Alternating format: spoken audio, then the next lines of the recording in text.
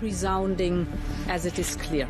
We are in an era of rearmament to respond to the short-term urgency to act and to support Ukraine, but also to address the long-term need to take on more responsibility for our own European security. On Saturday, we also agreed a new £2.2 billion loan for Ukraine, backed not by the British taxpayer, but by the profits from frozen Russian assets.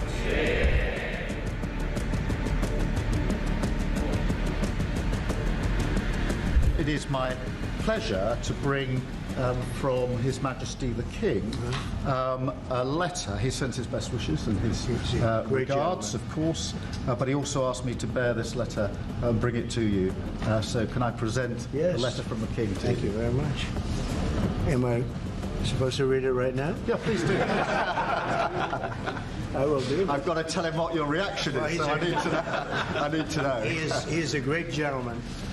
A great, great gentleman. He said he thinks the war's going to go on for a long time, and he better not be right. Well, I just think he should be more appreciative, because this country has stuck with them through thick and thin. We've given them much more than Europe, and Europe should have given more than us, because as you know, that's right there, that's the border. What kind of diplomacy, JD, you are speaking about? What do you mean? I'm talking about the kind of diplomacy that's going to end the destruction of your country. Yes, but if you are not strong... Mr. President, with respect, I think it's disrespectful for you to come into the Oval Office and try to litigate this in front of the American media. You're gambling with the lives of millions of people. You're gambling with World War III. You're gambling with World War III. Across the UK, on DAB+, on your smart speaker, on your smart TV, and on your side. This is Talk.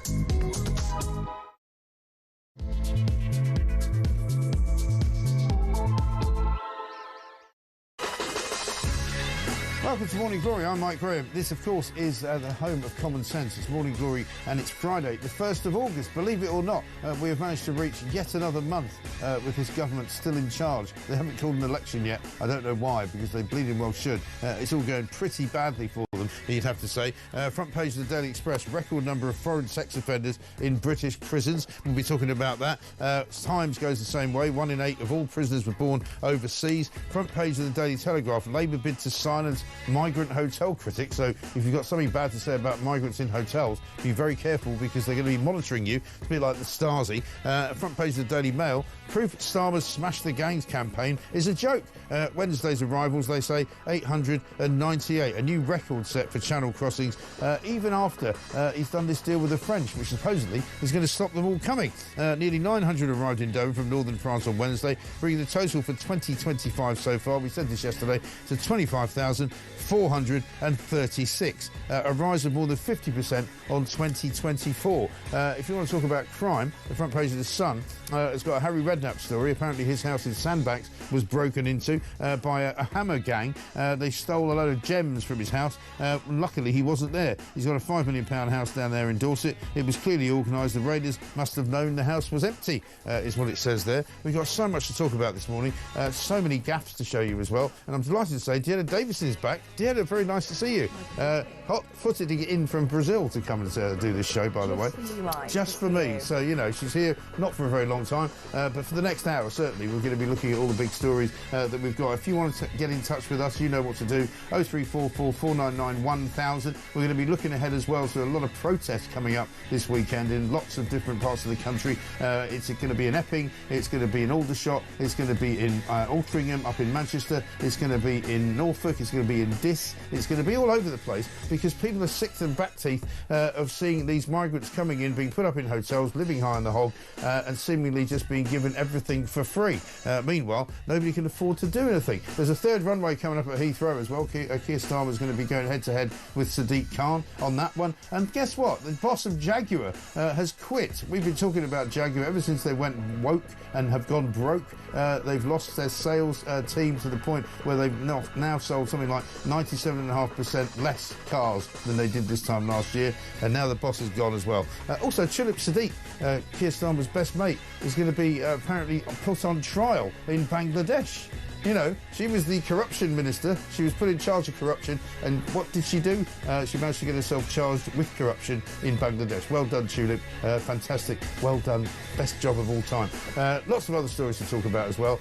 Coming up, big weekend as well. Goodwood too. If you were listening yesterday, Templegate gave you a treble. And if you'd bet on it, you would have won a lot of money. 29-1 was the thing. So we'll bring you a bit of that as well. This is Morning Glory. Let's get it on.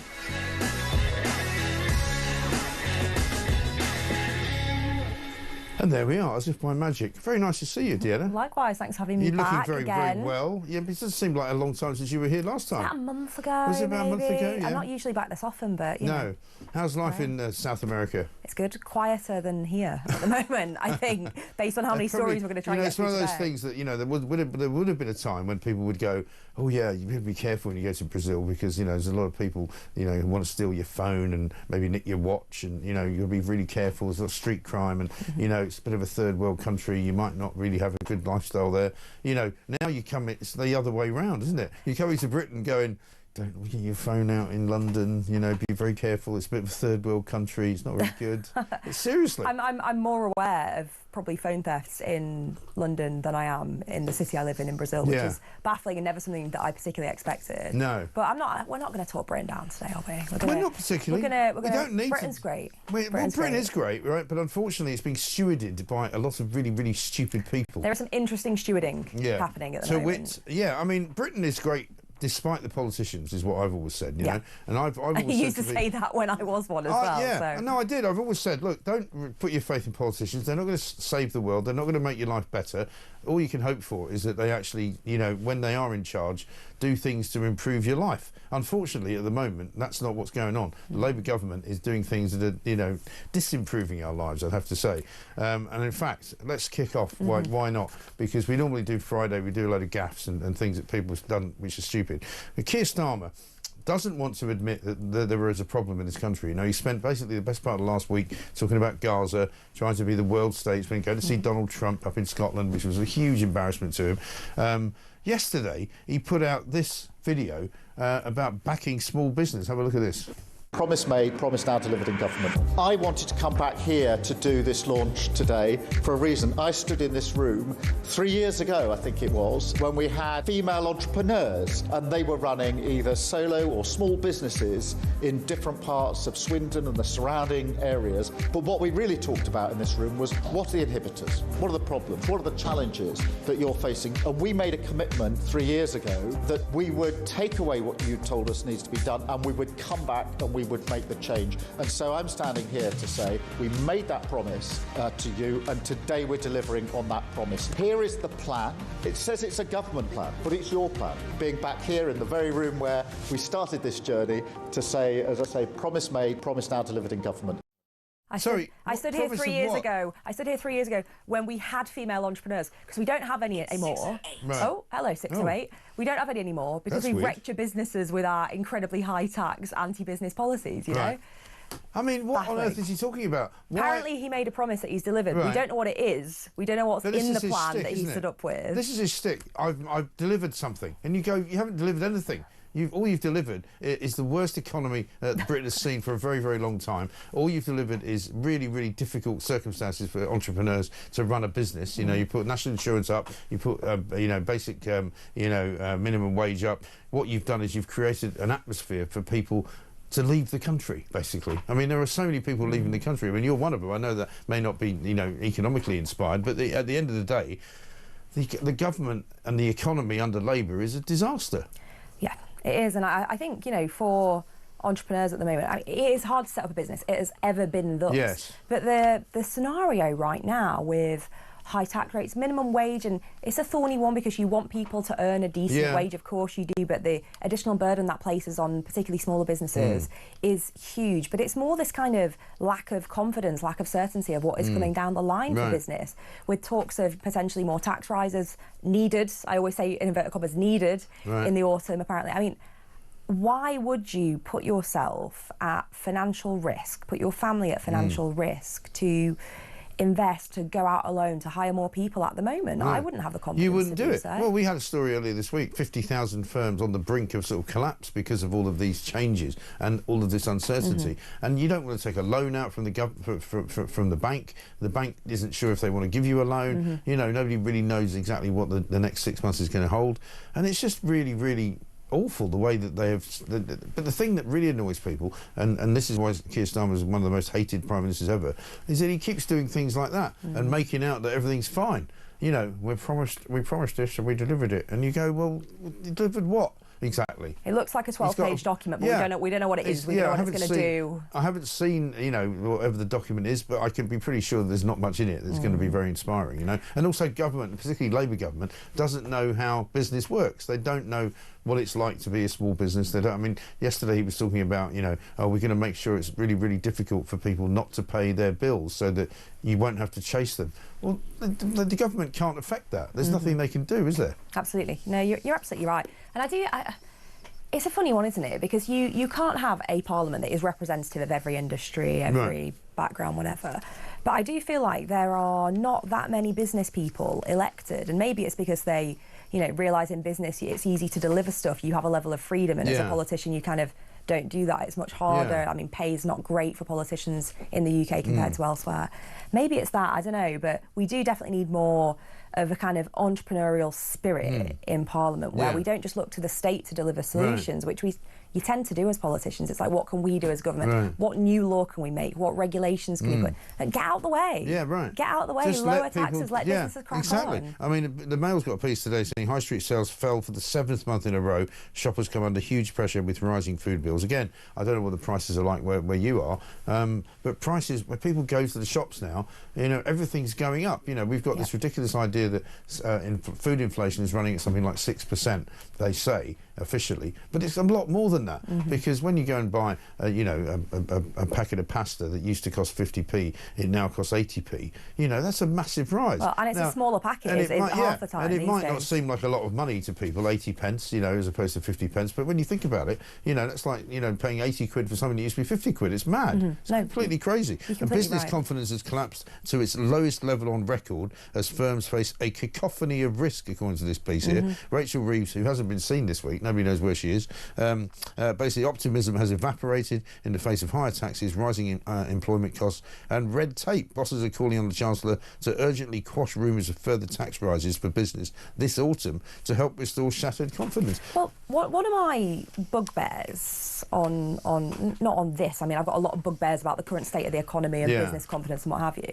One of my bugbears about that entrepreneurial spirit thing is that when you're at school and you're doing your exams and you go and sit down with a career coach or a career advisor and they say, what do you want to be when you grow up? You're good at maths, you should go do this. It's always, you should do this job. It's never, you should think about setting up a business. You're really good at these skills. You could set up a business in this area. Let's advise you on how you can do that. I think we're really, really missing an important piece there. But also that kind of wider financial education piece as well for kids, where, you know, you could be taught at school how mortgages work, how bank interests work, how business loans work, what it means when you hire people. Why are we missing that piece? You know, we want to be this very entrepreneurially driven nation. And I think we don't equip enough young people particularly, and actually not just young people, people further on in their career who might want to go solo, with the kind of tools and the wherewithal to do it. And then you add in this, you add in the costs and the general state of the economy. It's no wonder. It's no wonder. It really is bizarre, isn't it? Let's look at a couple of the other stories that are on the front pages, particularly the one that I'd like to talk to you about is the one on the front page of the Telegraph. Emails have revealed that Whitehall has set up a spy unit in order to look at what people are saying. I mean, we've got, you know, a very strange... We've got the online safety bill, which has sort of kicked off this week. I don't know where you were on that when you were in Parliament. But it seems as though, you know, the Labour government have not understood that this is quite an attack on free speech. You know, it's all very well to say, let's protect kids from, you know, horrible, nasty stuff that they shouldn't be seeing on the internet.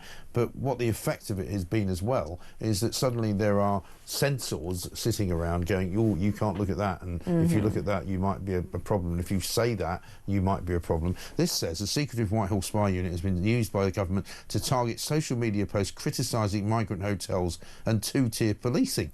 This is bizarre, isn't it? For me, the most interesting bit of that particular story is when you read into the detail. The only reason that this has actually come out is because there was an investigation by a US congressional committee that has uncovered emails that have kind of let the public know that this has been happening. Yeah. What commitment to transparency and accountability is there from the government if it's taken a US congressional committee to discover that this is happening?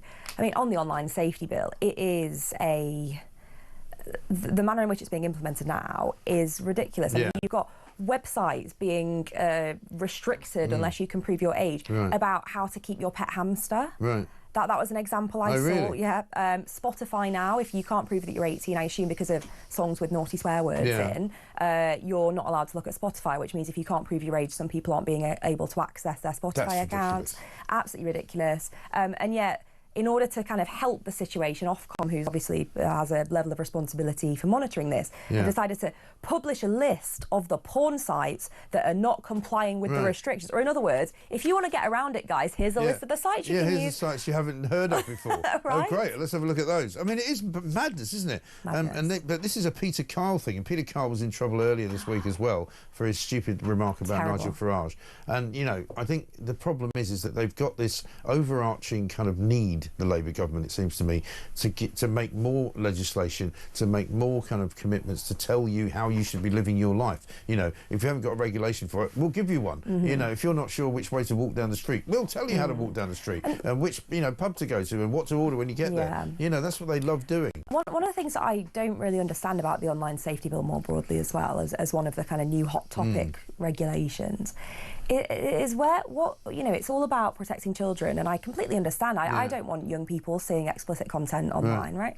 But where's the parents' role in this? Yeah, right. You know, there are so many tools that you can set up at your own home to restrict Wi-Fi or have it password protected for if anything that kind of is flagged as explicit content already.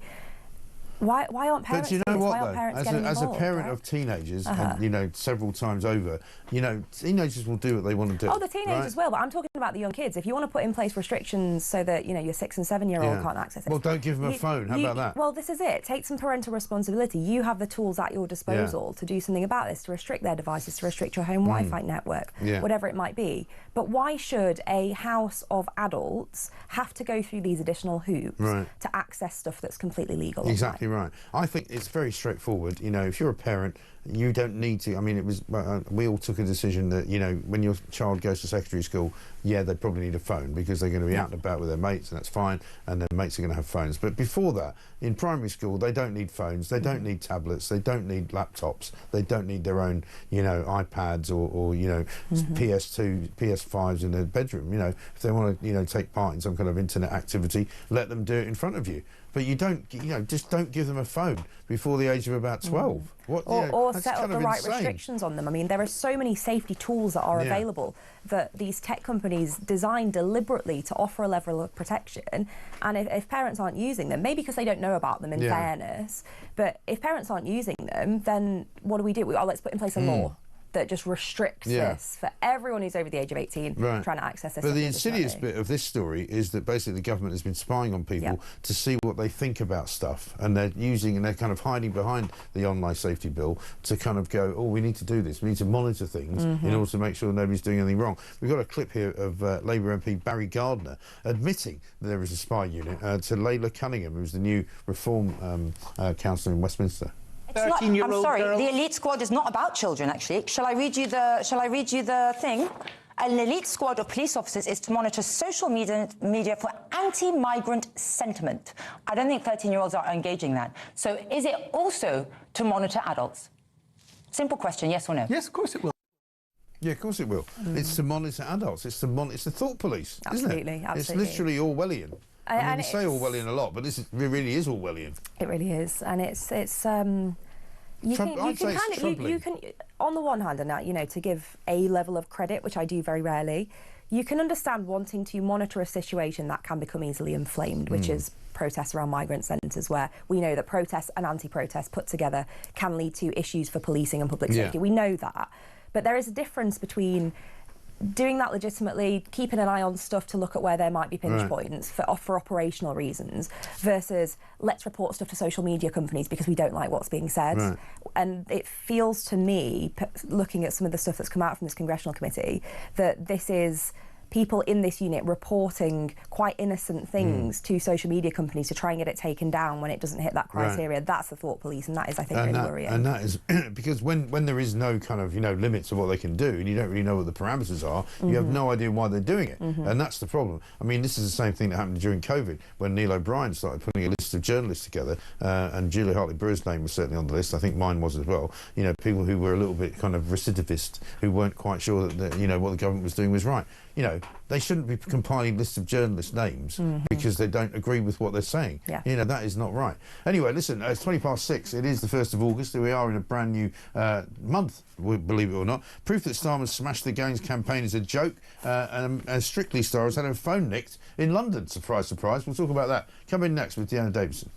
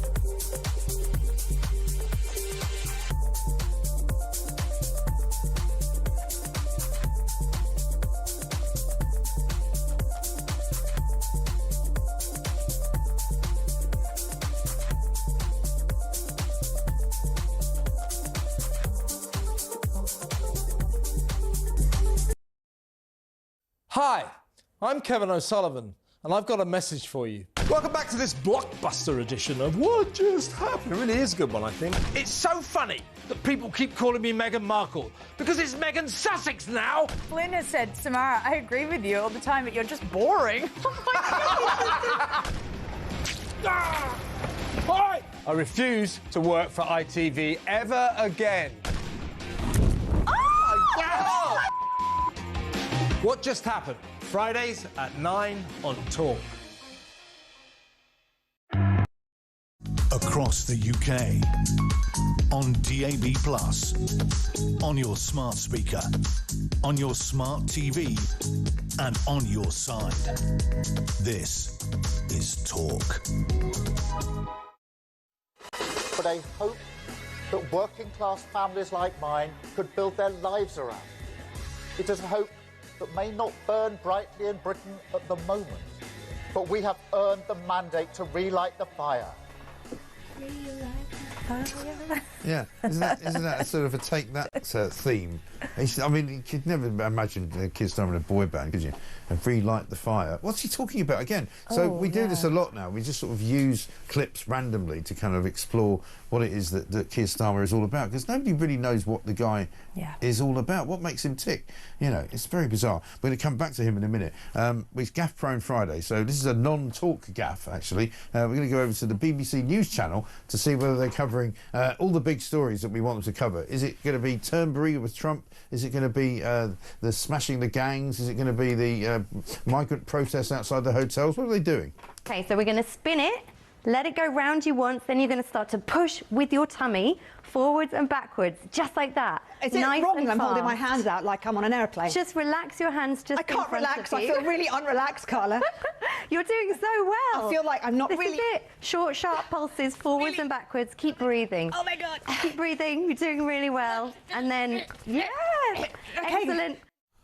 That's the world today, apparently, on the BBC. Well, it's funny, Mike, because I've actually got a hoop outside for you. your licence fee at work. What are they doing? Haven't they got any big stories to report on? I mean, there's the Gaza, war. Yeah. There's Trump at Turnberry. There's the migrant protests. But you can lose inches off your waist if you just use a hula hoop. Yeah, use a hula hoop. That is really weird, isn't it? That is very bizarre. Let's look at Starmer on the front page of the Mail. Kier Starmer's pledged to smash the gangs in tatters last night after a new record. We actually mentioned the record yesterday because no matter how many times they talk about smashing the gangs, stopping the boats, doing a deal with one in, one out in France, whatever it is, they just keep coming. And nearly 900 people came on one day, just on Wednesday, I mean, obviously, you were part of the government that was in before this lot came in, and it got worse and worse and worse as every year passed, because I was looking at some figures, I think, from 2018, 2019, and there was only a couple of thousand people that came back then. Now, we're looking at probably 50,000. Yeah, one of the things I was going to say is, obviously we saw this problem getting worse under the last government, and there are a lot of people who lay legitimate criticism at the last Conservative government saying, why didn't you do more to try and tackle this? I think one of the points I'd raise is that there were a lot of different pieces of legislation we were putting forward to try and tackle it, and Labour voted against every single one. They kept blocking it, yeah. Every single one, including Rwanda, which was controversial as a scheme, but we hope would have acted as quite a significant deterrent. Labour voted against it, then suddenly they got into power, realised how bad the problem was, start talking about offshoring elsewhere, because maybe not Rwanda, but if we do it in this other country, then obviously it's a fine policy. And now this kind of, this huge new announcement of we will send 50 people, is it 50 people a week back to France? That's what they say. When you've got 90 or even more arriving on one boat. In one day. But this is my point, one boat carries 90. There can be dozens of boats on any given day. 50 in, 50 out. I mean, it's not going to make a difference. Also, their plan is not just to send 50 out; it's to bring 50 in as a result of those. It's 50 a different 50, though, Mike. Come on, give them some credit. It's a different 50, but also they'll be bringing their families. I mean, the whole thing is a nightmare and nonsense. And so, in the end, the people have reached this kind of tipping point. It seems to me, and I don't know if you've been able to see some of the protests that have been going on. Epping is sort of where it started. They're trying to get an audience with the Home Secretary Yvette Cooper, the local council, to say, would you mind just shutting this hotel down? We've got the same problem in Britannia Hotel in Canary Wharf. There's a row going on in Altrincham. There's a row going on in Diss in Norfolk. There's another one in Norwich. I mean, it's all over the country. And this weekend is going to be quite a flashpoint, I think. And there is a sense that people are just, on the brink, as it were. And, it's not going to take much for it to kick off. Well, it's when you see more and more things emerging about things, tools, days out, perks, I suppose, that are being given to asylum seekers. Right. So, there will be genuine asylum seekers in this mass who do need our support. But when they're getting perks that normal working families can't necessarily afford for themselves and for their own kids, you're going to be ticked off about it. Of course you are. And so that's completely understandable. And similarly, some of the prices of the hotels ordinarily for kind of a normal person, business person, whatever, to stay at, and yet these are being used to house asylum seekers, but also means that the hotel is then unusable for tourism too. I mean, we're seeing this in some towns where they're now really struggling to get tourists in because there just isn't the hotel space for them. That in itself is a disaster for local communities. There's a real disaster coming as well in London, because Julie Hartley-Brewer was telling me that there's a hotel near her, a Holiday Inn, which has apparently been taken over by migrants, and she's vowing to go there today and stand outside and start talking to everybody. So you can imagine, that might make quite a lot of them leave the country. They might decide to get out. I don't know, this bad woman standing outside the hotel. But, but it has reached this ridiculous point where people just, as you say, have had enough. I mean, we did a story yesterday, I think it's Richmond Council in southwest London, are giving free gym classes to asylum seekers. They give them a free gym card, which if you are living in Richmond will cost you 50 quid a month. But it allows you to go and get, free Pilates classes, free spin classes, free swimming lessons, whatever. And it's like, why are you giving it away for free to these people? What's going on? I mean, there are ways to exercise that don't require a gym, right? Walking, running, whatever it might be. Yeah. I don't know. Running from the police. Yeah, you know, yeah. That's a good exercise. I just think it's just indicative of how so many people feel that the overall system is broken for your kind of normal working British family at the moment. And that's devastating. It's devastating. People don't feel engaged. They don't feel that Britain is their Britain because it isn't working in the way that it did when they were kids or when their parents were kids, whatever. And we need to find solutions to this. And actually, I think this is one of those issues, kind of like NHS, future of the NHS and waiting lists and whatnot, that we actually somehow, and it will never happen, Mike, but we need to take completely out of politics, because there have to be practical, pragmatic solutions to the amount of people coming in, the amount of asylum seekers coming in, where are we going to house them? But it always becomes one team says this, other team says it's bad, one team tries to do this, other team says it's bad.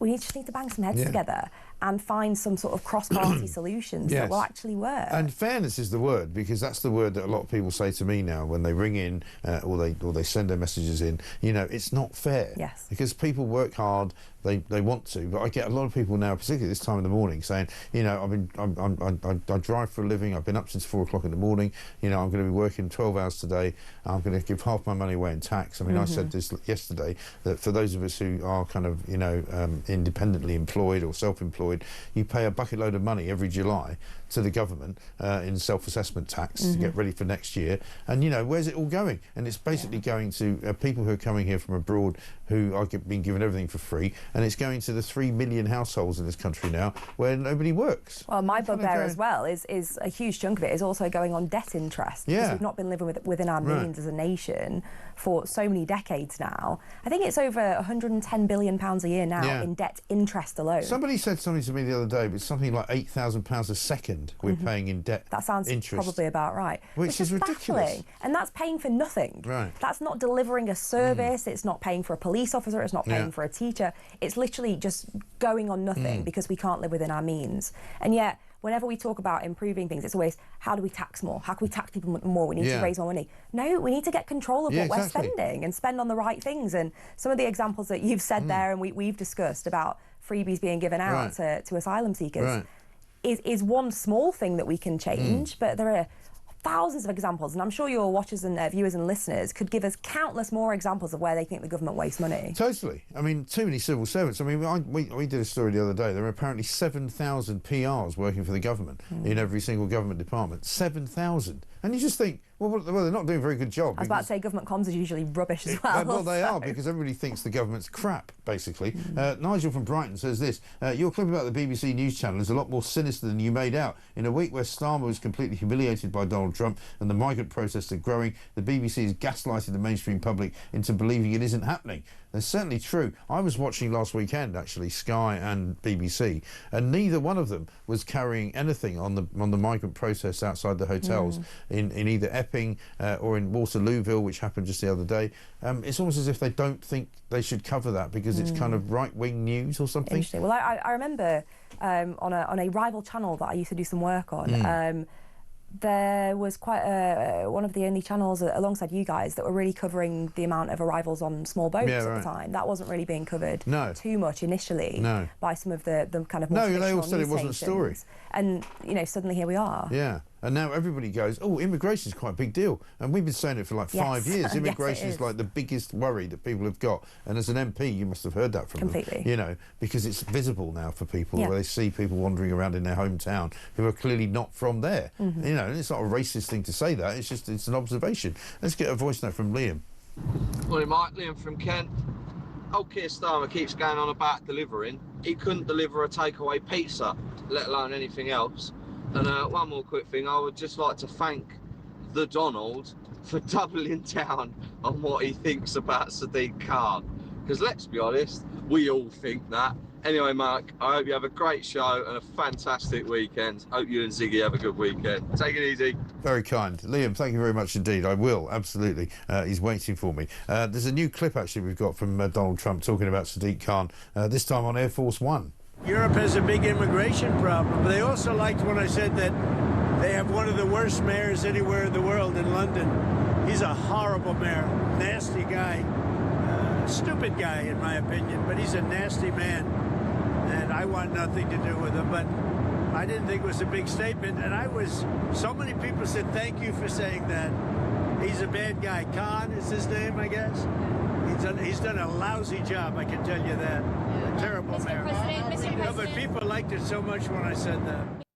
He really doesn't like Sadiq Khan, does he? I'm getting that impression, yeah. But, I mean, every opportunity he takes to just give him a kicking, which the great thing about Trump is, of course, the American economy is booming. You know, I was watching yesterday, Caroline Leavitt came out, who's this fantastic woman who's the press secretary for the White House, right? She's very impressive. Very impressive. Young, very impressive. And and she was announcing, first of all, that they're sending a couple of, dignitaries to Gaza today to go and see what's actually going on the ground. They're also ramping up their sort of attacks on Big Pharma in America and saying you've got to stop spending so much, you've got to stop charging so much money for all the drugs that you do. And then sort of as a rejoinder just at the end, she went, oh, by the way, we're going to redesign the White House and create an entire new ballroom so that everybody can come and we can have 650 people come for a party, because at the moment we can only have 250. And it's just like, is there anything they can't do? They just keep doing stuff. The ballroom thing did really make me chuckle, because it was, global geopolitics, these problems, and there are a lot of Americans worried about finances right now and what have you, and cost of healthcare and stuff. And then, but a shiny gold ballroom. Yeah, but people love that stuff. I mean, the thing is, give them bread and circuses. It's like, it's like Gladiator, isn't it? They love watching people fighting to the death. It doesn't distract from what the government's doing, but instead in this country we've got a government that kind of pretends that stuff isn't happening and doesn't listen to the people and doesn't give them anything to hold on to. I mean, there's nobody really, I don't think, in this country now who goes, this is a great place to live at the moment, because it doesn't feel like that. I also think we've gotten very kind of strange attitude towards public finances. I mean, we've been talking about things the government is spending money on that doesn't feel right, and yet, renovation of the Houses of Parliament, a UNESCO World Heritage Site, which is literally crumbling into the river, and we've spent decades discussing it, haven't done it because it might cost quite a lot of money. Well, actually, in the grand scheme of what we spend on other things, let's crack on and get it done. That is part of our heritage, it's part of our culture, it's really important. Royal yachts, government planes, like whatever it might be. It is okay for the government to spend money on things like that. We can't be afraid of saying it's okay for government to spend money on things like that, because that's about Britain's reputation abroad. It's about us feeling like the mighty Britain that we always have been. And yet instead we absolutely, we sort of nickel and throw money up the wall on other things. Right. But when it comes to that, we can't possibly... I know. It's weird, isn't it? Really bizarre. This is a great one from Massimo in Great Bowden. He says, I love Deanna. Shame that she's not in Parliament anymore. And then he says he's got an idea for Kier Starmer's boy band. Ooh. Wrong Direction. I like that a lot. Brilliant. That's very, very good. That is very good. 6:37. Keep him coming with ideas for Kier Starmer's boy band. What, Keith and the Ukrainians. Sorry, no, I didn't mean that. This is Talk.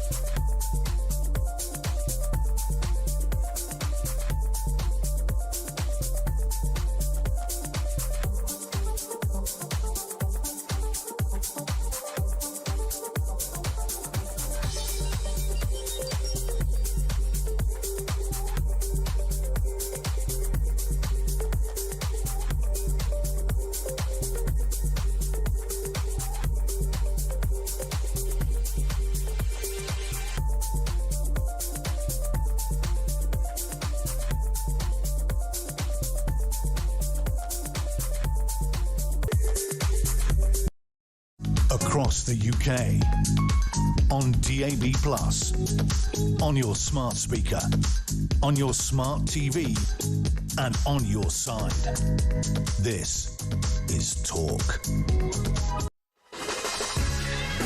Welcome back to Morning Glory. I'm Mike Graham. 6:40 with Deanne Davison here right now until 7 o'clock. Closing immigrant hotels isn't going to resolve the problem, says Paul in Essex. Stop the illegal immigrants from reaching our shores and deport all the illegal immigrants that are here. Well, that's the thing. When I was watching the Waterlooville protests the other night, people are starting to shout, send them home. I mean, you know, and it's kind of slightly, I can understand why they're doing it, but it's slightly, you know, unedifying to see that, isn't it? Because you're basically saying they should all go home. And I know that there'll be a lot of people listening to this going, well, yeah, they should. But it's difficult, isn't it? Yeah, particularly for you know, legitimate migrants who go through the right process, apply for their visas, come here, you know, maybe to set up a business or to work or whatever. And I don't want us to end up in a position where we're in this complete anti-migrant sentiment, because I don't think that's the right thing. But nobody should be coming here illegally. No. And if they do, they should be deported. But, you know, there are mechanisms that are often challenged in the courts, and so we need a really radical rethink about how we go about this. Because the problem, I mean, we've been doing Plank of the Week this week, and one of the suggestions was Nigeria, where apparently if you say that you're a storyteller or a poet or an author, you can come to Britain on a work visa and stay for 5 years and bring your entire family. And I mean, I don't know. One of the qualifications is to be an oral storyteller, i.e., you basically walk into Britain and say, "I'm going to tell you a story." I might try that in another nation. Try that, yeah. Can you imagine? Here I am. Imagine trying that in New York, arriving at JFK in New York and going, "Yeah, I'm an oral storyteller." Sir. Excuse me. Could you imagine? You know. Morning, Mike and Deanna. Superb start to the show. Straight to the point with no fudging. The Stasi comes to the UK. Well done, Keith Stalin, says Warwick and Devon. And Stephen Bromsgrove. Terminology. The Online Safety Bill, as was, is now the Online Safety Act. Yeah, I suppose it is. True. But that's the problem, isn't it? Online Safety Act blocking porn sites to kids. Yes, it is age verification on the reputable sites, but there are still loads of porn sites online with no age verification, so it's not what it's for, says Aaron. I mean, it's a very inexact thing, isn't it, basically? And also, it's not hard to get a VPN. I mean, a lot of people have them by default on their phones. Well, we've had an 1,800% increase in people getting VPNs, and that was another thing. Peter Carl came out and said people shouldn't be getting VPNs. Well, sorry, mate, it's not up to you. Well, he used even stronger language, I think, when he was saying that, about how if you use a VPN, then you're contributing towards kids seeing explicit content. Yeah, right. What? No, exactly. What? No, you're not. You know, I've used a VPN for years, half the time. It's called freedom, freedom of expression, freedom of movement, whatever you want to do. You know, but it's you know, you're talking about places like China and the Middle East where they tell you not to have a VPN because you might get arrested. You know, it's not British, is it? Well, nor is monitoring your tweets about protests, is it? Exactly it's right. Very bizarre. Other stories should we talk about on the front page of the Times? The number of foreigners in prison for serious violent, sexual and theft offences has surged over the past year. Now there's some 1,731 foreign criminals in prison in England and Wales for sexual offences, 1 in 8 of the foreign offender prison population, and 10.6% of all sex offenders in prison. We've got to change this as well, haven't we? Can we not just kick them out and send them back to their own countries? Big problem. So one of the difficulties we have right now in terms of the kind of laws as they're written and things that could be, you know, challenged in the courts is that unless we actually have a deportation agreement with their kind of home countries to send them back, it's actually at the moment really difficult to do so. And so one thing I will to some extent praise the Labour government on is that they have been doing work kind of behind the scenes to get these deportation agreements in place. We did it while we were in government, but it's a slow process. It takes a lot of negotiation, and then there might be an agreement that, you know, we can send back 100 people or 50 people or whatever. What's the reason for that, though? Why is it so complicated? Why, if somebody came here from, say, I don't know, Ghana or, you know, Afghanistan or, you know, Belgium, why can't you just say, you've committed a crime in this country and we're going to send you back to where you come from? Why do you need an agreement with that country? Well, would you want them back? You could deny them at the border, right? Well, yeah, but the point is that, you know, they are a citizen of that country, is what I'm saying. So why do you need an agreement? I'm not saying you're wrong to suggest it. I'm just saying, why do we need it? Well, I don't know. I don't know the ins and outs of the specific kind of regs, laws, you know, human rights. Because, I mean, it seems to me whenever we've had situations, say, for example, when, you know, somebody gets done for drug smuggling in Thailand, you know, we try to get them back because we say it's better for them to spend their time in prison here. Rather than, you know, rotting in some ghastly, you know, Bangkok Hilton scenario. But why don't other countries do that? There are some, aren't there, where I think there will try to be a deportation order for a particular individual, and then it's challenged because if they go back, they could be at threat of worse punishment back in their home nation because of the atrocity of the act that they've carried out. But why do we care about that? No, but this is it. This is because of the atrocity of the act that they have carried out, right? And there's a level of kind of consequences for one's actions here. Right. You know, we wouldn't dream of going overseas and committing crimes and then expecting to be treated the way that we would be treated at home if we committed those crimes. Exactly. You know, it's It's like if you go to Spain or you go to Italy and you see the way the police are there, you don't mess with them. No. You know, you wouldn't go up to them and start flicking the hat or, going, don't give me a toss what you say. You know, you have to behave as you should behave. It seems to me that it's a big problem that no government has really got to grips with. You know, Ben Brindle from the Migration Observatory at the University of Oxford says the younger age of the average migrant compared with the British population, as well as the higher likelihood that foreign defendants were denied bail, explains the increase in the numbers of people in prison. But, the number of foreign-born prisoners is now higher than at any point since 2013. Well, if you recall on this one as well, there was a move to try and stop this data even being published, wasn't there? Yeah. So that there wouldn't be a sort of... Well, this again comes to the secretive nature of this government. They'd rather not tell you stuff, which is really a problem. Let's talk about Jaguar. I think have we got the advert? Remember this advert? Have a look at this. It came out a few months ago.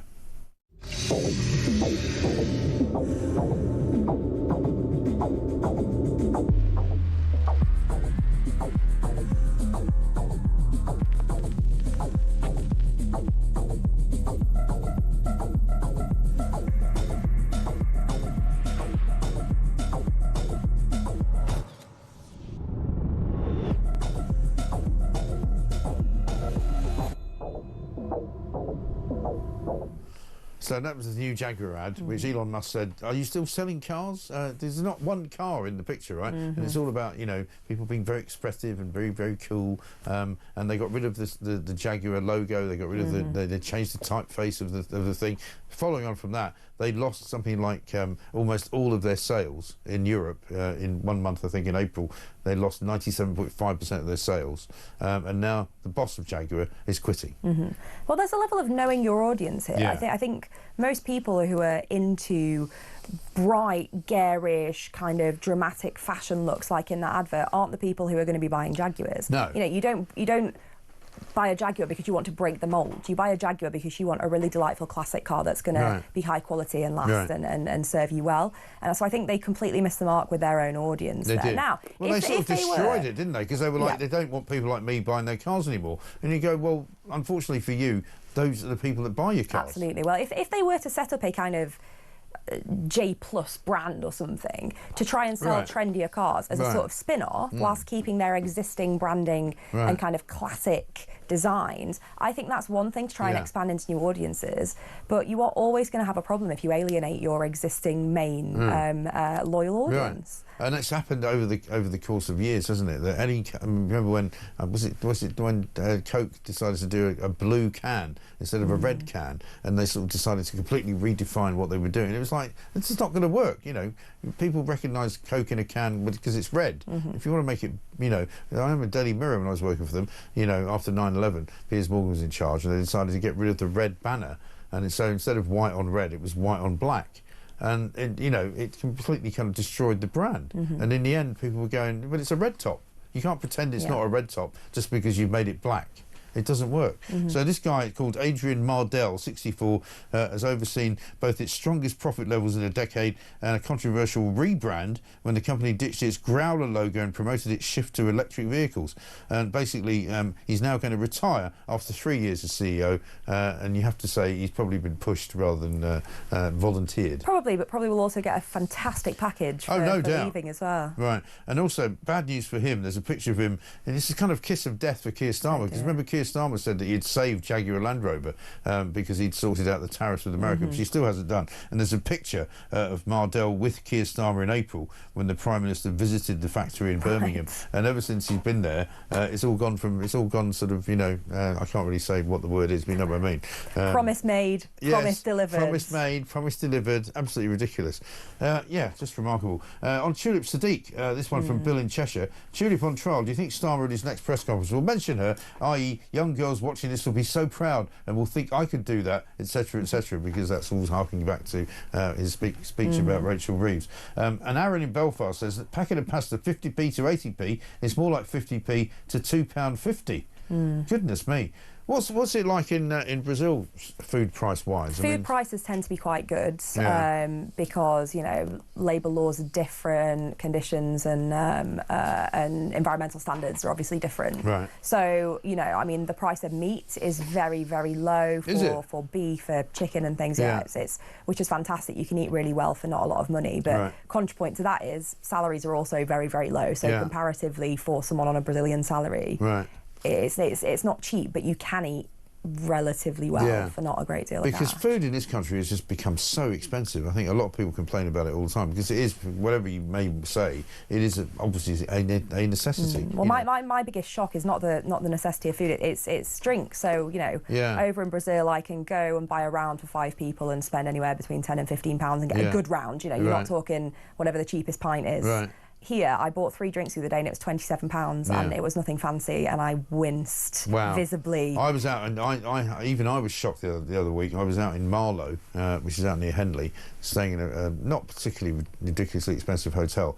I had a glass of rosé wine, £24.25 for one glass. £24 for a glass of wine? Large glass of wine, yeah. Wow. I know. Wow. I know. I was like, that is ridiculous, totally mad. I had 2, of course. Obviously. 6:51, we'll be back after this.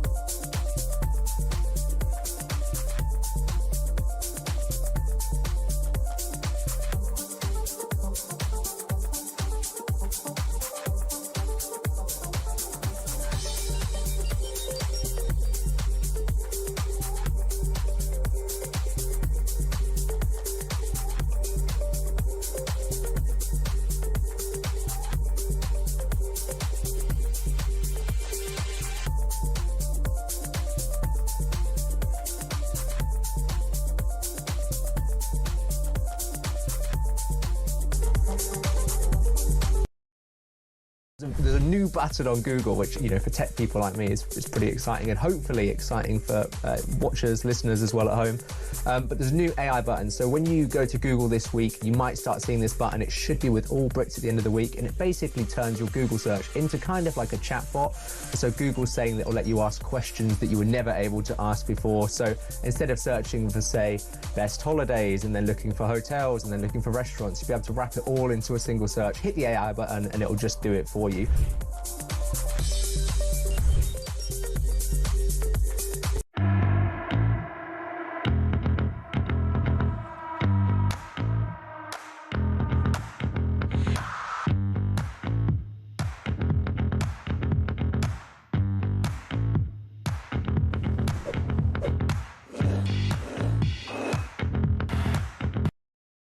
Across the UK, on DAB+, on your smart speaker, on your smart TV, and on your side.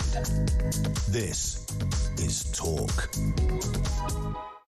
The British people had to look us in the eye and see that we can serve their interests. Yes, there we are. Kier Starmer. We'll be playing a few gaffes throughout the course of the day, and almost everything he says is actually a gaff, and we'll come to one for Sadiq Khan in a minute. Deanna Davidson's here. You haven't got much longer, so we're going to have to squeeze a few more stories in. Working from home. Big bugbear of mine, right? I go on about it all the time. Story on the front page of the Times today says at 3 p.m. on a Friday, people who work from home basically knock off. And they pretend that they're continuing to work, but they either go to the pub, they get in the car and drive somewhere. They're just basically not doing anything, which is, as I always suspected. I suspect they do it every other day as well.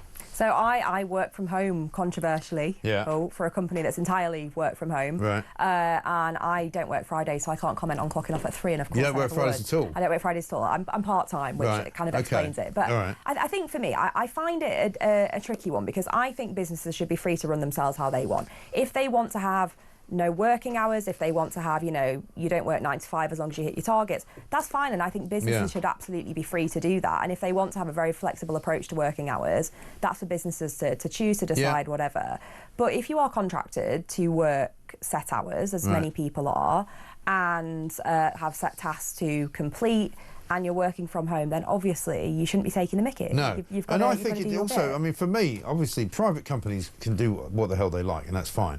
But if you're dealing with some, say, what they call a public-facing role, and you have to, answer calls from consumers, or you're running a some kind of helpline, you can hear people working from home. There's a dog in the background, there's a kid running around. That's not good. But also the public sector, I think, is to blame for an awful lot of this, because they are one of the biggest protagonists of not bringing people back to the office. And I think we saw just a few weeks ago one of the civil service unions saying we're not going to come back to work 3 days a week. You must be joking. We're not coming back to the office. We only want to work 2 days a week in the office. And I think if for taxpayers, we should really be getting value for money from people, and if they're not giving us value for money and they're just swinging the lead, that's not good enough. If the service is being delivered and being delivered well, I don't think anyone would have any particular qualms about working from home. But if there is lack of productivity, and which agency was it? Was it the DVLA that have gone to working from home and just had a huge disaster in so many ways? There's loads of people sending in their licences to be renewed, and nobody was actually there to pick up the post. And we've seen there's a story today, and we had the big disaster with air traffic control this week, where it all fell over, and airspace in Britain was shut down for 45 minutes. Apparently, people at the air traffic control company are basically told work from home because it's good for the environment. It's better for you. How can you do air traffic control from home? You can't. I mean, our technology's good, it's not that good. No, and it really isn't that good. And we know, for example, that the last time there was a problem, I think it was in the summer of 2023, the airline business was shut down for about an entire day, which caused massive problems. And one of the reasons it took so long to be fixed was because the engineer had to drive in because he was working from home. And so it took him 90 minutes to get to the office before he could even start getting the old spanner out and fixing it. And on something like this, where the stakes are so high, and 90 minutes of air traffic control not working, I dread to think the actual millions of pounds for individuals and businesses. The knock-on effect is still going on, because people who are supposed to be going on holiday 2 days ago are still waiting to get a plane. One final one. This is page 20 of the Times, and we love these stories. A roundabout, one of those mad roundabouts. This is in Berkshire somewhere. California Cross in Finch Hampstead, which has got leaves on it. It's got all kinds of weird dots and spots and sort of arrows. Nobody knows why, but it's apparently been given an award. It's the worst designed terrible? Thing I've ever seen. And what it looks like is one thing, but it's just not functional. It doesn't look like a roundabout. No. And surely one of the whole points of road safety is for there to be recognisable consistency in junctions, roundabouts, street signs, like whatever else it might be. And yet one of the comments was, it was something like there haven't been any accidents, so people are slowing down. Well, people are slowing down because they can't work out what the blooming heck to do with it. Right, because there's a picture of a Mini driving through it, and you can't see whether you're supposed to go left or right, whether you're supposed to go round something. Well, there's no circle in the middle. Dots. There's no dot. There's no hump in the middle. It's just a random big circle with some leaves around it. Oh, there you go. You've got it on screen now. There it is. What is that? It's a Liberal Democrat council, of course, and Adrian Betteridge says, after many years in development and construction, it's great to see this project's benefits being recognised by multiple experts outside the council.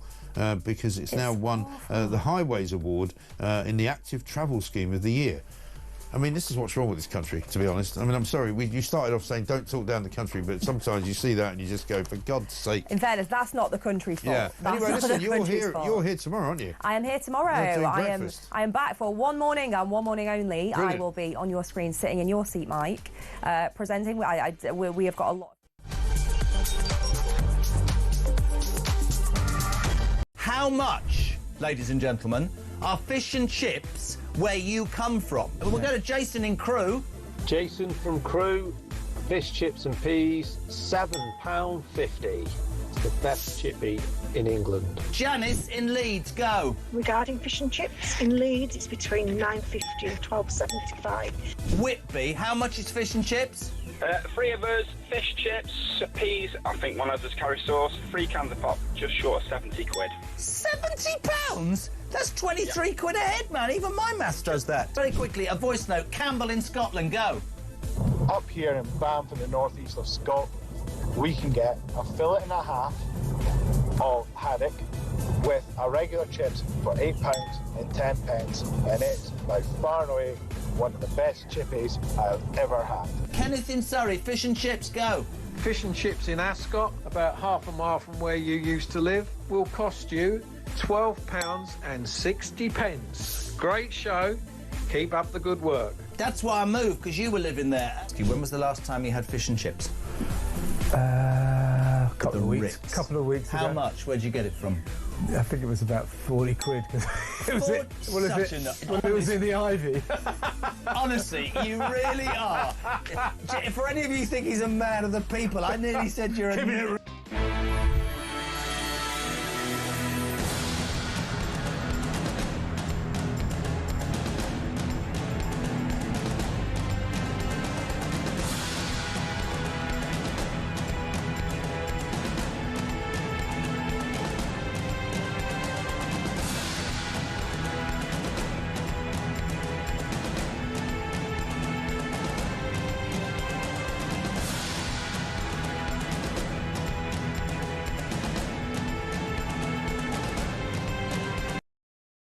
Across the UK, on DAB+, on your smart speaker, on your smart TV, and on your side.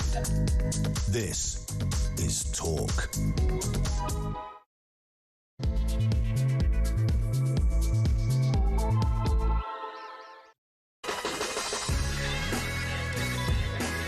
Welcome back to Morning Glory. It's coming up to 3 minutes past 7. I'm already smiling because people have started to pick up on the, what would Starmer's boy band be called? Do One Direction, I've got from Cliff. And I've got this one from Starmer's band from Stephen Cambridge, Busted Flush. Very good. Keep those coming because, you know, we do try and have a bit of fun on a Friday. And it is, of course, the 1st of August, so we might as well start the month as we mean to go on. Because what we've got this weekend coming up is a real nightmare coming down the track, right? Because you're going to have all sorts of demonstrations going on. Waterlooville, where the people are not very happy down in Hampshire near Portsmouth about the fact that migrants are going to be put into a whole series of new build flats, some of which are going to cost something like £250,000 to buy, but they're going to be given free to the migrants. We've got Epping, of course, where there's still a beseeching from the council to Yvette Cooper, not only just to come and see them, but to actually shut down the Bell Hotel, which has been a migrant hotel for 5 years. You've also got Altrincham in Manchester, where there's been daily protests. That's going to ramp up at the weekend. We've got Dis in Norfolk, where people are not happy that a load of families have been moved out of hotels in order to be replaced by male-only migrants. You've got also problems in Canary Wharf at the Britannia Hotel, where they're supposedly shipping in migrants there. You've got more problems as well in Leeds, I believe, more problems in Bournemouth. There's going to be also, I think there's a couple of places in Wales that are kicking off. There's Hoylake up near Liverpool in Merseyside, where there's going to be more demonstrations. Kier Starmer, meanwhile, is saying absolutely nothing about any of it. He refuses to even address the fact that the migrant problem is getting worse and worse and worse. On the front page page of the Daily Mail today. It says proof that Starmer's smashing the gangs campaign is a joke because 898 illegal migrants arrived on these shores on Wednesday, which means that more than 25,000 migrants have now arrived in the UK in small boats this year. The earliest that this milestone has been reached. The record number represents a rise of more than 50% on 2024, prompting demands yesterday for Labour to declare a national emergency. We've also got more stories this morning about international criminals. We've got 1 in 8 of all prisoners now born overseas in our prison system. This is the front page of The Times. The number of foreigners in prisons for serious, violent, sexual and theft offences has surged over the past year, according to official data published for the first time. This, of course, is data that the government was trying to keep from you. They don't want you to know about it. And then, of course, we've got the Daily Telegraph story, a Labour bid to silence migrant hotel critics. This is another one from Peter Kyle, the business minister, sorry, not the business minister, the technology minister, who basically wanted to flag up videos with concerning narratives to social media giants, including TikTok, warning they were exacerbating tensions on the street. So what this government would like you to do is to ignore the fact that there are some migrants coming here, many of whom have got criminal intent, many of whom are breaking the law. Don't write about them, don't tweet about them, don't talk about them, pretend it's not happening, and then we won't arrest you. Absolutely unbelievable. 0344 499 1000 is the number. This, of course, is Morning Glory, and let's get it on. Thing we have done and must keep on doing on the economy, on national security, on protecting our borders. I mean, we're going to keep playing these clips of Kier Starmer, who's now been the Prime Minister of this country for more than a year, and he's taken it absolutely down the gurgler. This from Steph, who says, "Morning, Mike. I would like to see all migration to this country stopped for at least 10 years, and then those who should not be here deported immediately." One here from Stove, who says, "Morning, Mike. So they come from tents and get a 4- or 5-star hotel, build underground prisons if we have to, no drone delivery drugs there." Well, that's right, absolutely. And Dan from Lingfield, "Mike, can we please start using Starmer's middle name, Rodney? Much, much more appropriate." Rodney! Yeah, exactly right. What a plonker. Let's have a look at a gaffe, because we are Friday here. It's Friday the 1st of August. We'd like to play a few gaffes out. Here's one from Sadiq Khan. This is when he was being chased around the streets of London by Layla Cunningham, who is, of course, the new Reform councillor for Westminster. Check this out. Mr. Khan, will you accept the debate for Nigel?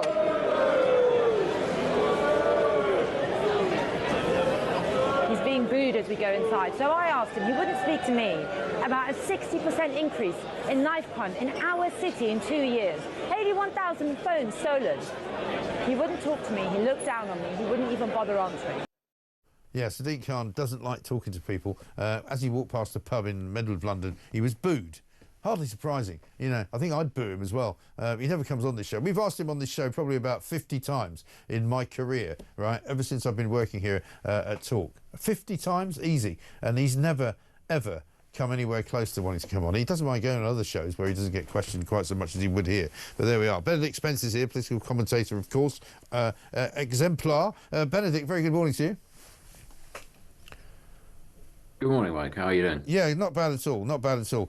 We've got several things to discuss this morning. One, foreign-born prisoners in the UK jails have hit the highest level since 2013.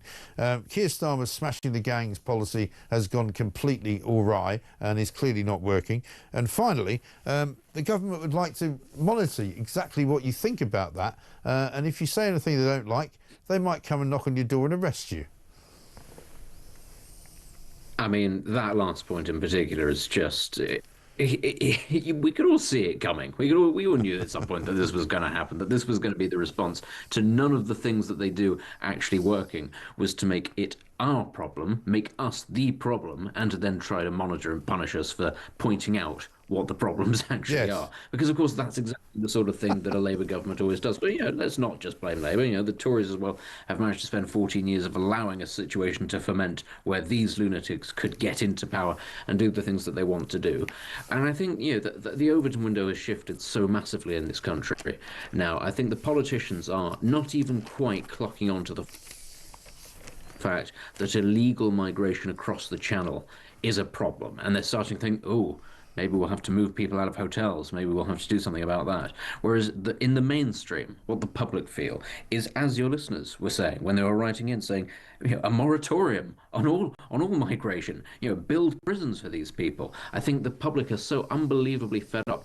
And you know what? If the government want to monitor our tweets and our social media posts and our thoughts, I think they're going to get a really nasty surprise at just how viscerally people are angry about this. Well, this is the thing. I mean, I've been talking about it all week, but the Labour government doesn't seem to want to talk about it, and you can't find a minister who has mentioned it. But, the mass amount of protests now which are going on, it started in Epping, and it's now spread to all points sort of north, south, east and west of the UK. You've got people in Wales not being very happy about it. You've got people in Hoylake up near Liverpool. You've got people in Bournemouth. You've got people in London, Epping, as I said, in Norfolk as well. Every place you go in the country, there is a demonstration, and there will be this weekend, about migrants in a hotel setting or in a sort of a private home setting that local people are not happy about. I mean, what they're going to do, what has already been said, is that they're going to start looking to move people out of hotels, to close the use of migrant hotels, and put them into private accommodation, put them into housing. What that will mean is local authorities, local councils having to take your council tax to outbid you for competitive rent rates to put people in to accommodation that is harder to monitor and is more spread around the rest of the country. That's going to make the situation even worse. And again, it shows you the cost, if you like, of fiddling whilst Rome burns, of not really grasping the nettle, of not really understanding the severity of this situation. Many of these people should not be in this country. Many of them, in fact, as far as I'm aware, for almost all of them, their first act on entering this country is to break the law. Right. Many of them should be deported.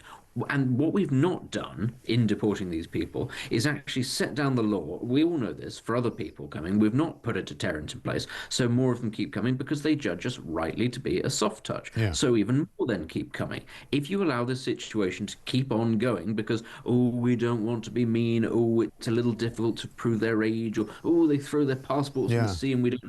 If you just let this keep happening, the situation keeps getting worse. And we're at that point now where the situation is, as you pointed out, thousands of people are going to be protesting outside hotels. Yeah. They're going to be even more angry when they're moved into private accommodation. I don't know why it is that politicians thought they could just sit on their hands and that the problem would go away. I know, but that is exactly what Kier Starmer's doing. He has not addressed it. I mean, I've said this all week, right? Ever since this time last week, all he's wanted to talk about has been Gaza.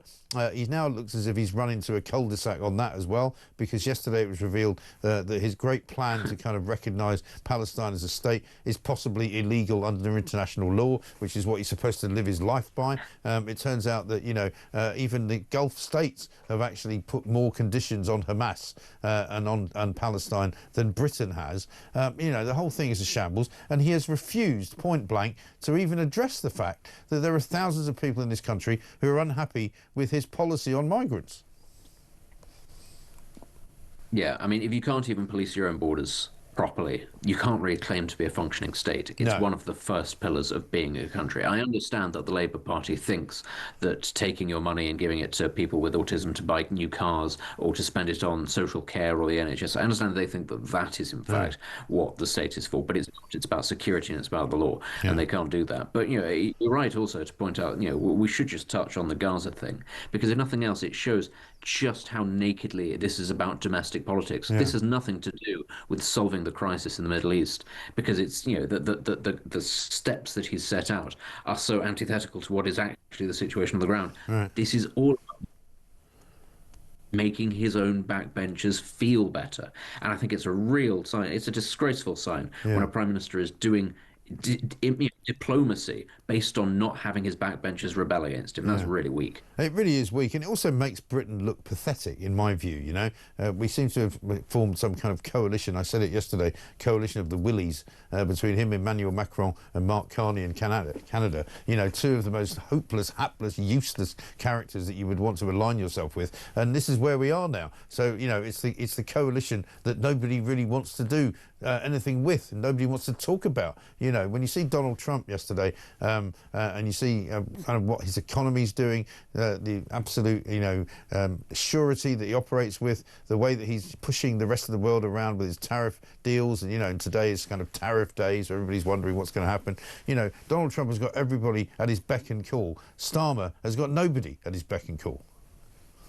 Absolutely nobody. And as you pointed out, the Gulf states were all able to come together and say, look, there's only one way that there will be a Palestinian state, and that's if Hamas disarms, disbands, and leaves Gaza. Whereas Kier Starmer goes, now listen here, Israel, you know, you being the one that started this and all, wink, wink, if you don't do what I say, I'm going to give Hamas what they want. And everybody else around the world is sat there going, even the Arab states understand. Right. You know, even they find that the penny has dropped. And you think that this is, in fact, the way to go about it. I mean, he is the worst. He really is. He is the worst of the three. At the very least, Mark Carney's got a grasp on Canada's economy. At the very least, Macron has some oomph about him. Starmer's got nothing, absolutely nothing to redeem himself. No. And the news just keeps getting worse and worse and worse, you know, with every week that passes. And I say this now as a kind of, you know, rejoinder to the start of every show. You know, I come in every morning, I think that something's going to be different. I think that something might be changing. I think that surely at some point somebody in the government will work out that there's a reason to do something differently. And yet this morning we come in and we see that, you know, 900 people came across the channel yesterday, or Wednesday rather, showing that, you know, there is no stopping the smashing of the gangs. 1 in 8 prisoners now born overseas, you know, and as you said before, the one big story is Labour's bid to silence anybody who wants to criticise what they're doing. And they want to actually knock on your door and arrest you if you don't like their policies. I think it would be worth sort of canvassing opinion of the listeners, of the newspapers, of anything. Yeah. Can people actually point to one concrete thing that has markedly improved under this government? And if you don't want to be partisan, you can go back to Rishi Sunak as well. Can people actually point to something tangible that you could put your finger on and say, that was a reason why voting for whatever the party of the day is was worth doing? Because at the very least, sometimes you might get an example of competent government or something like that. I just can't think of it right now. All I think of is a government that on issues that it doesn't want to deal with, it sticks its head in the sand. And on issues that it feels very ideologically driven by, it is absolutely going hell for leather, even when the rest of the country turns around and says, this is not what we want. On education, on healthcare, whatever it is, you know, the thing about, you know, putting VAT on private schools, you know, really pressing issue that was really concerning lots of people. That's their big educational achievement. And you just sort of look at it and you think, please just show me one thing that we can be positive about. I've got it for you. I've got one thing for you. Have a look at this. This is what he put out yesterday as a big message to entrepreneurs. Promise made, promise now delivered in government. I wanted to come back here to do this launch today for a reason. I stood in this room 3 years ago, I think it was, when we had female entrepreneurs and they were running either solo or small businesses in different parts of Swindon and the surrounding areas. But what we really talked about in this room was, what are the inhibitors? What are the problems? What are the challenges that you're facing? And we made a commitment 3 years ago that we would take away what you told us needs to be done and we would come back and we would make the change. And so I'm standing here to say we made that promise to you, and today we're delivering on that promise. Here is the plan. It says it's a government plan, but it's your plan. Being back here in the very room where we started this journey to say, as I say, promise made, promise now delivered in government. I'm sorry, Benedict. I'm yet to see what that thing. What is that all about? What is that? Well, how can you make that and think it's of any use to man or beast? I love that. Some sort of we've made it easier for female entrepreneurs and female businesses, and there's like a little bit of small print going relative to the size of the economy because we've tanked it. Like, honestly, I'm glad for anybody for whom Kier Starmer made that promise and kept that promise. I'm very glad for you. There you are. There's at least 7 people who feel that this was worth voting for Kier Starmer. I know. Starmer. Meanwhile, I stand back in the corrected. real world, and I'm just going to mention this because we're going to talk about it later on in the show, there's a story on the front page of The Sun about a terrorist who admitted to being part of the planning for 7/7 and 9/11, a jihadist by the name of Haroon Aswat, who's currently in prison and has been in prison in this country for quite a long time. He's about to be released, apparently, despite the fact that police have said this guy is a danger to society. He was the mastermind behind 9/11 and 7/7, and basically he's insane. He's been in a psychiatric unit, and now he's going to be let go because a loophole lets him out in a few days' time, and the government can't seem to be able to stop it. I mean, of course he's going to be released. Of course he's a lunatic on a psychiatric ward, and the government is going to release him because of a technical loophole. Presumably, if he's that insane, nobody has to tell him about the loophole. You know, he's not going to understand it anyway, I would have thought. But, I mean, the thing is, even if he wasn't psychologically damaged, the whole thing about releasing jihadists, it's something I think that possibly a lot of secular people in government don't understand. It's almost impossible to rehabilitate these people when they believe in the idea of paradise and death in order to achieve it. I mean, that's a real strong motivator for people like that. We shouldn't be even considering paroling people like that, you know, regardless of what the loophole is. And as you say, if the government can't think of a way, if the government doesn't realize, oh, we have this thing called power and we can close loopholes in the law for people like this, if it can't get around to doing it, well, again, where is its legitimacy? What is the point of it being the government? I know, absolutely incredible. Benedict, so much to talk about. We haven't even got time to get into a few of the other stories, but great to see you. Thank you very much indeed. Have a great weekend. Benedict Spence, political commentator, of course, on the whole state of play here on Friday, the 1st of August, as we enter yet another month with this Labour government in charge. Absolutely extraordinary time to be alive. The main story on the front page of The Sun, by the way, once again, about the crime in this country. Harry Redknapp has been the victim of a raid by masked robbers who basically broke into his £5 million mansion in Dorset and nicked a load of jewellery. You know, that's nice, isn't it? Yet another problem for Kier Starmer that he cannot in any way solve, it would seem. Let's get a voice note from Ed. Ed from the Midlands here, on my way to work, God knows why. With regards to Kier Starmer and his boy band, we've all heard of that famous one at U2. Surely Kier Starmer's boy band should be called a U-turn. Yes, not bad at all. We'll take more on that. We've had some very, very good ones. Wrong Direction so far is my favourite, but keep that up. Keep it coming. Starmer's boy band. What on earth would you call it? Now, this is Gaff Prone Friday, of course, and we've done plenty of gaffs from our own stable over time, but this week we're going to do gaffs from other places because we find that actually rather more amusing. And in the midst of all of the big stories going on at the moment in the world, you know, whether it might be the tsunami that might have hit Hawaii and the west coast of America, whether it might be the Houthis having another go at Israel, sending missiles over the borders from the Red Sea, whether it might be the migrant demonstrations that are going on up and down this country, whether it might even be Donald Trump basically threatening all the big pharmaceutical companies in America to drop their prices. Let's have a look at what the BBC News Channel's covering. I've been told, specifically from my producer, not to do an impression of a peacock, so I'm going to do it anyway. There we go. How amazing is that? It's not amazing at all, actually. You're fired. This is Talk.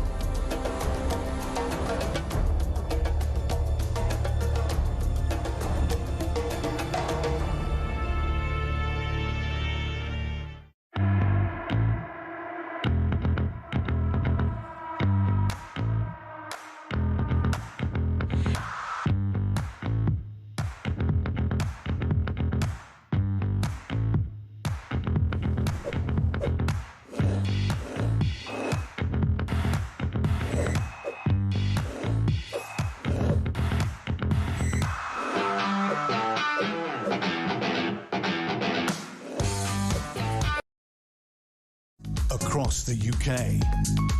On DAB+, on your smart speaker, on your smart TV, and on your side.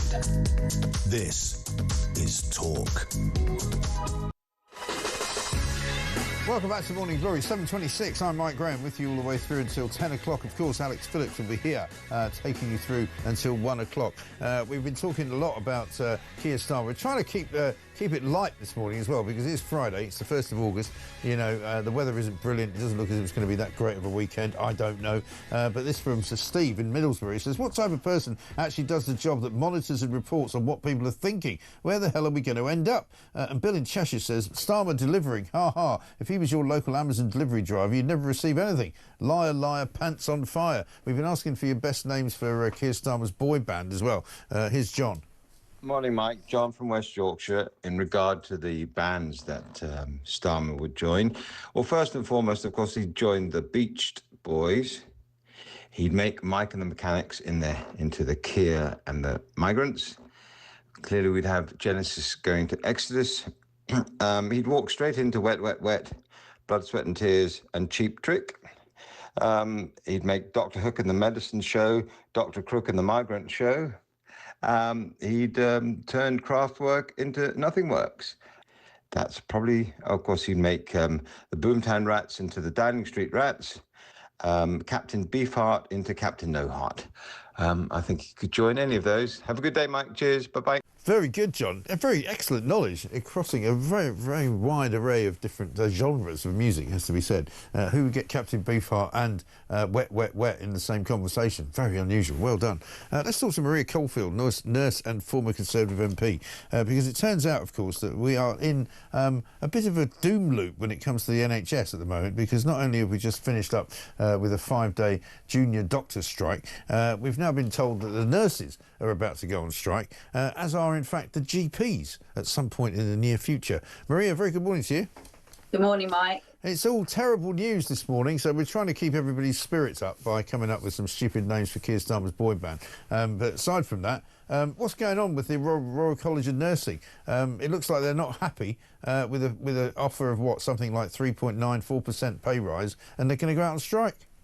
Yeah, it's a 3.6% pay rise. And I think it was inevitable, really, Mike, because once the government caved in and gave the doctors 22%, all the other professions within the NHS and the wider public sector were always going to come back and ask for more. You know, when we were in government, we made the difficult decisions to keep with the independent pay review body recommendations. We're often criticised for that, but it was a level playing field. If you, as a profession, you got a recommendation, that's what we paid. You know, Labour were warned by giving, it was a £2 billion deal, the 22% pay rise for the then junior doctors, the resident doctors now, that this would happen. They come back for more, and so would other professions. The RCN announced the result of their ballot yesterday. 91% of those that voted to say they were unhappy with the pay deal. That was always going to be the case. Right. And I mean, the unfortunate thing is, I suppose, is that with ever increasing pressure on the NHS, more and more people are going to miss out and not have their appointments and not have their procedures done, aren't they, if this happens? Yeah, I mean, we were very lucky in my trust. You know, you have to remember, not all resident doctors are members of the BMA. Of those that are, not all of them voted to strike, and not all of them that did vote to strike did go on strike. So, you know, we were able to maintain a very good service, but you have to plan as if people will be off, and that does reduce your productivity and your ability to see patients. So it is a difficult time, and you know, patients have had a rough time of it. You know, the NHS overall has been struggling to recover from COVID, and this just adds to the pressures.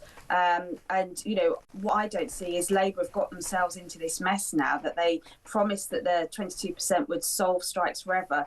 And actually, it's just opened another can of worms. And last time you and I spoke, you said to me that you'd gone out of, obviously, the nursing profession into being into politics to be an MP. Now you've gone back in, and you've said that you found that there's a lot more people now doing jobs that don't appear to be particularly necessary for nursing.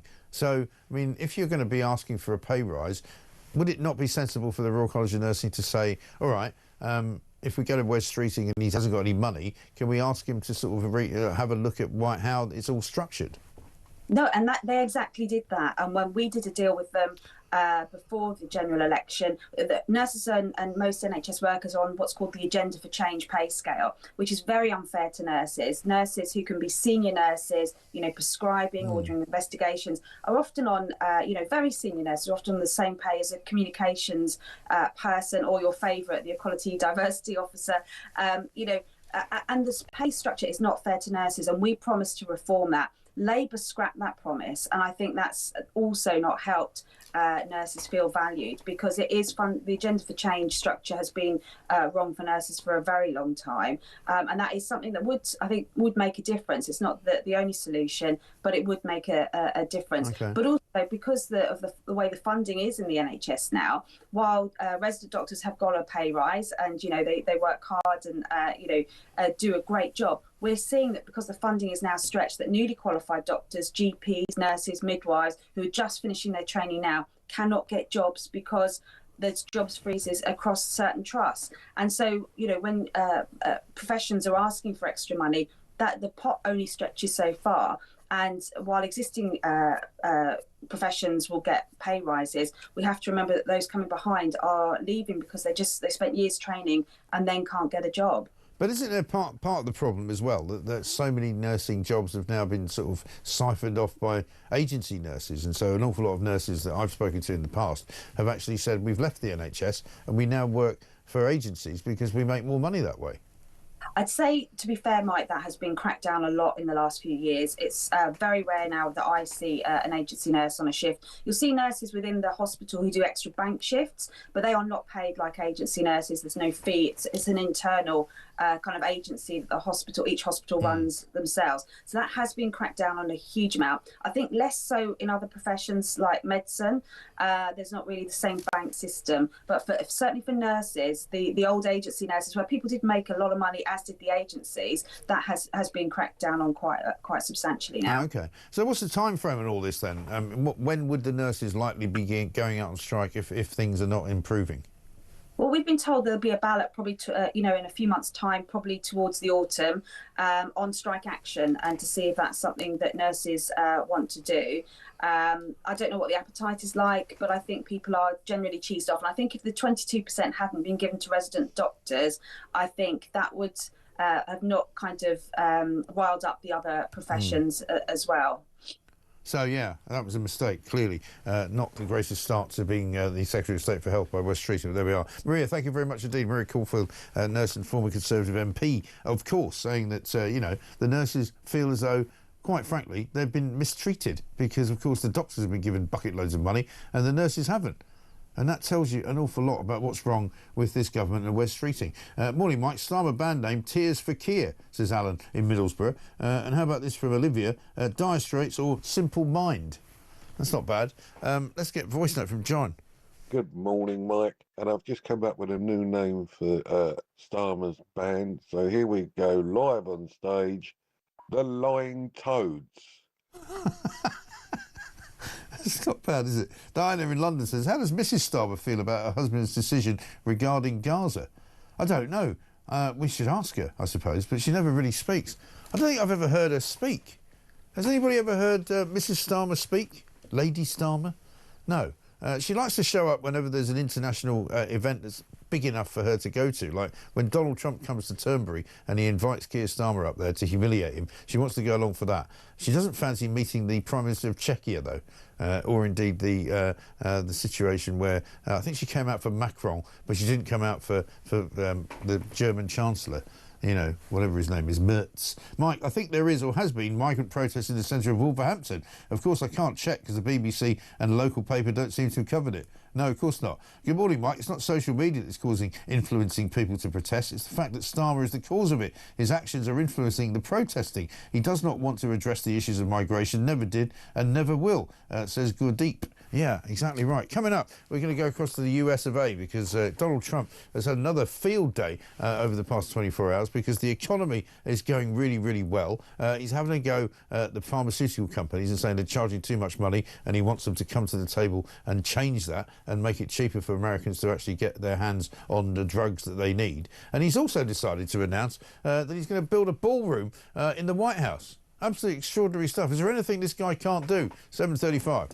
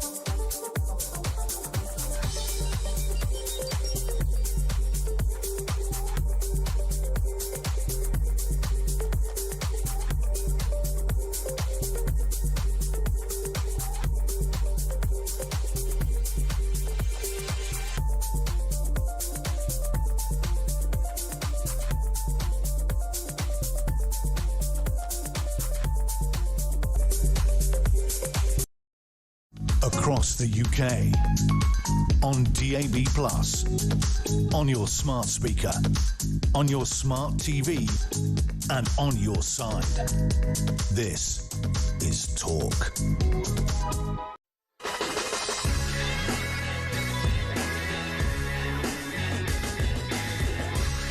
Welcome back to the home of common sense has got to be said. A Morning Glory podcast coming out every single weekday after the 10 o'clock hour. As soon as it's made, it goes out somewhere between 10:15. And the reason I was laughing is because I've got this one from Phil Starmer's band.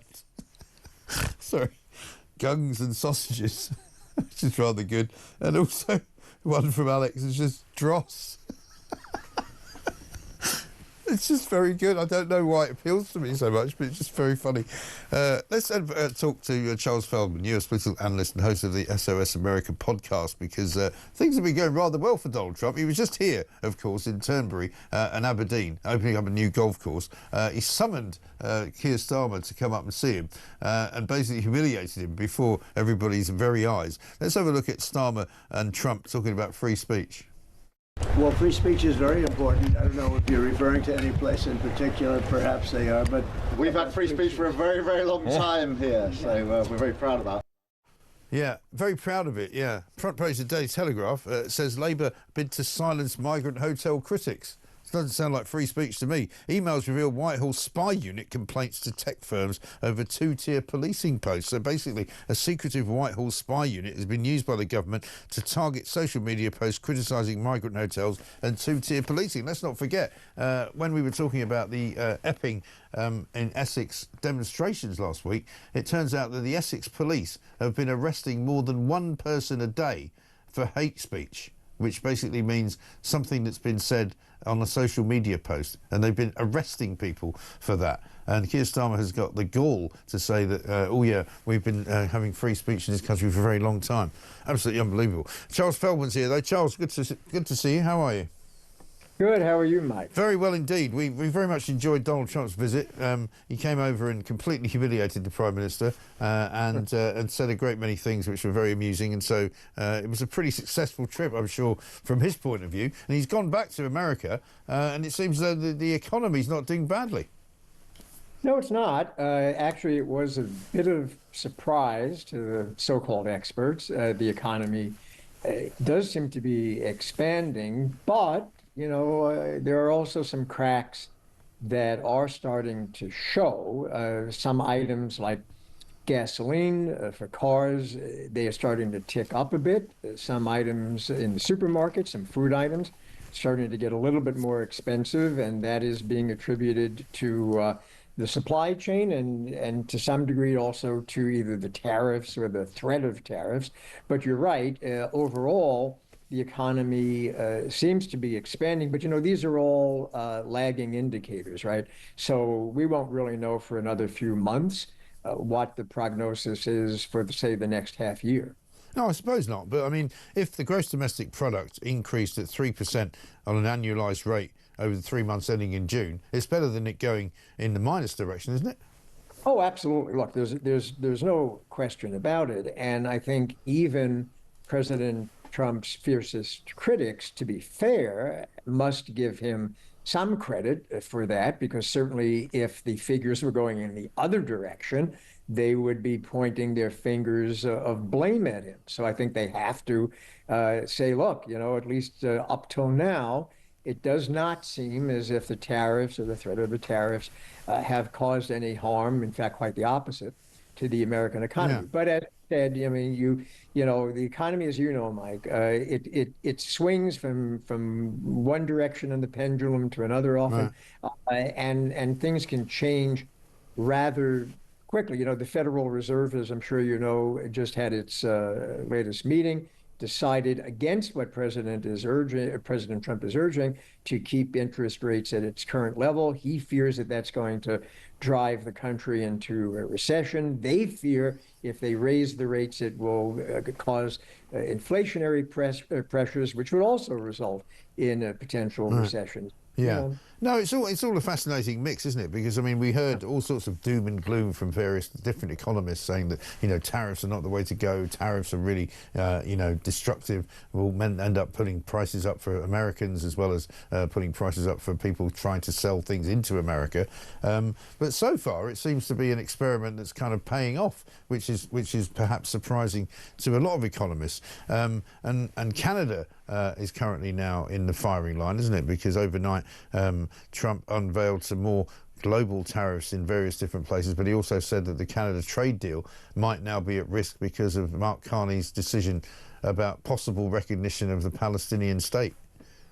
Yeah, and of course Trump did raise the tariff rate for some things from Canada to 35%, but most of the items that the U.S. does get from Canada are actually still shielded from that because of a prior trade agreement between the U.S., Canada, and Mexico. Let me say one thing, Mike, about so-called experts on the economy, and that is, if you go way back in history to right before the 1929 crash of the stock market, lots of so-called economists, experts, predicted that the months ahead, year 1929, would be just great for America. They were wrong. Well, this is it. You know, I mean, I studied economics at university and very quickly worked out that it was complete and utter balderdash because it was all based on an assumption. I was like, well, and I said to the professor at the time, I said, well, what if the assumption that you've just made isn't true? And then everything that then follows from that assumption is worthless. And he went, yeah, that's about it. And I'm like, okay then, thanks very much indeed. I think I'll go work for a newspaper. But let's have a look at something that's apparently worked a few people up. The White House deportation video done to the tune of a Jet2 advert, which is very famous here. Nothing beats a Jet2 holiday. And right now, you can save £50 per person. That's £200 off for a family of 4.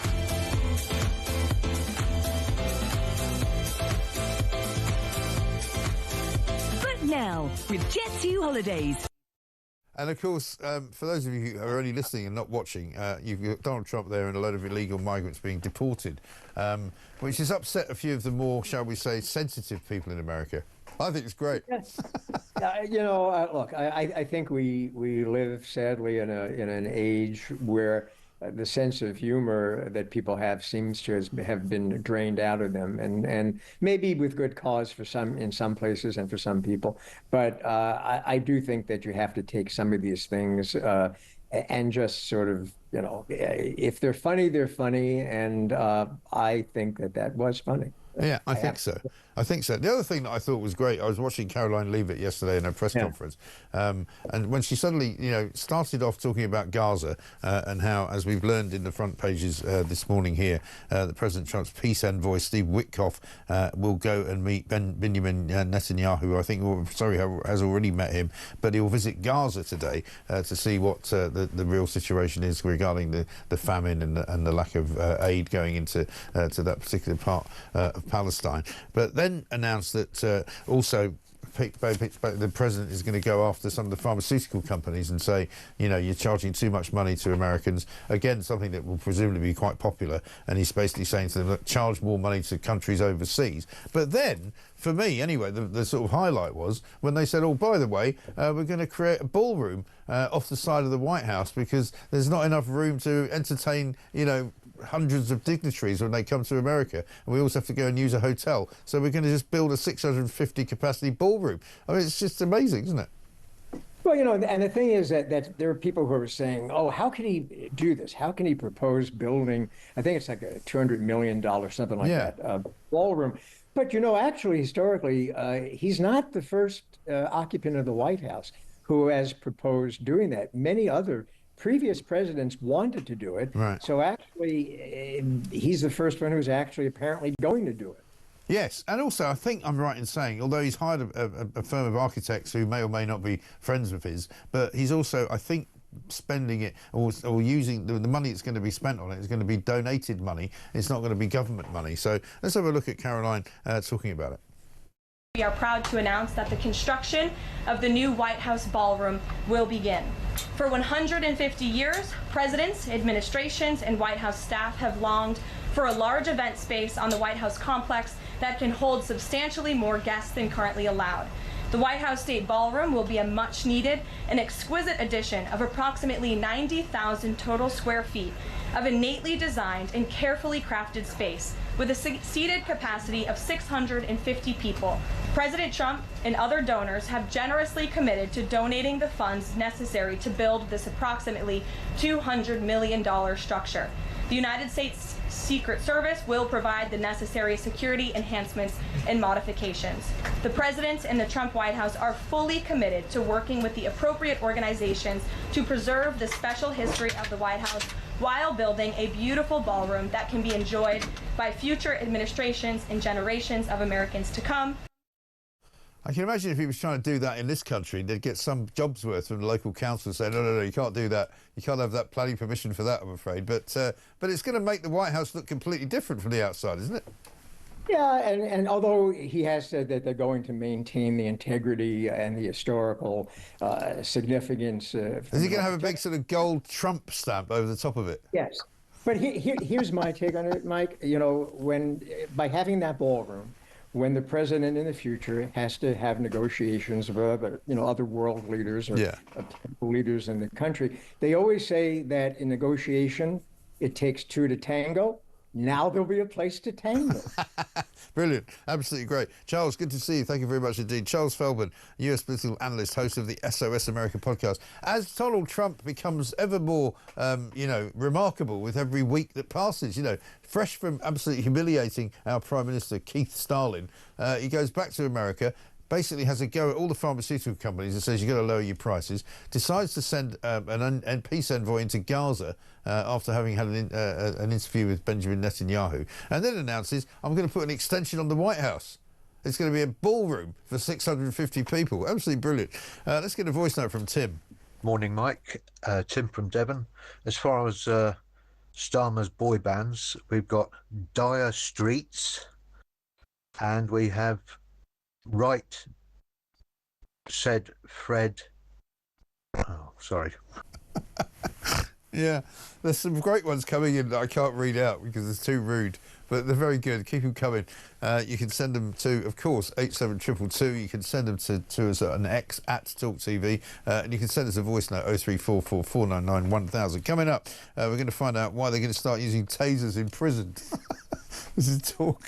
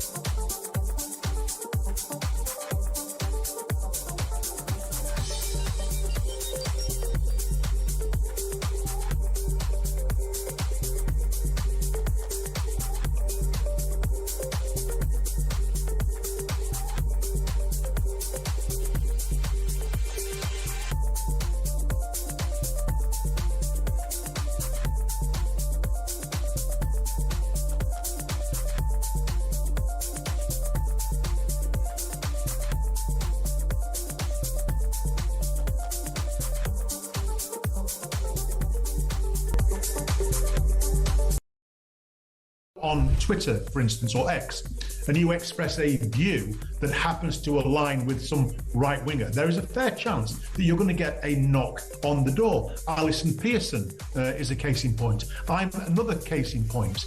But regular people, a young 19-year-old charity worker from Liverpool, she had her door knocked on by 2 anti-terrorist officers simply because she'd expressed a view that happened to coincide with some of the views of the Southport rioters.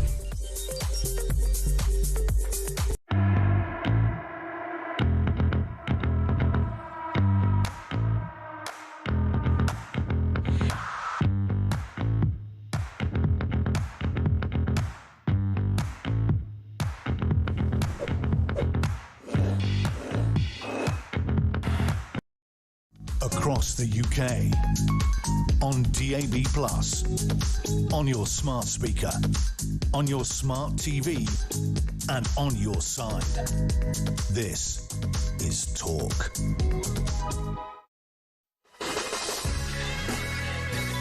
Welcome back to Morning Glory at 7:53. I'm Mike Graham. It is, of course, a Friday, so we're having a few fun laughs this morning with what you would call a Kier Starmer's boy band. I've got a couple here from Cliff, the Boomtown Ratbags. How about the Village Idiots?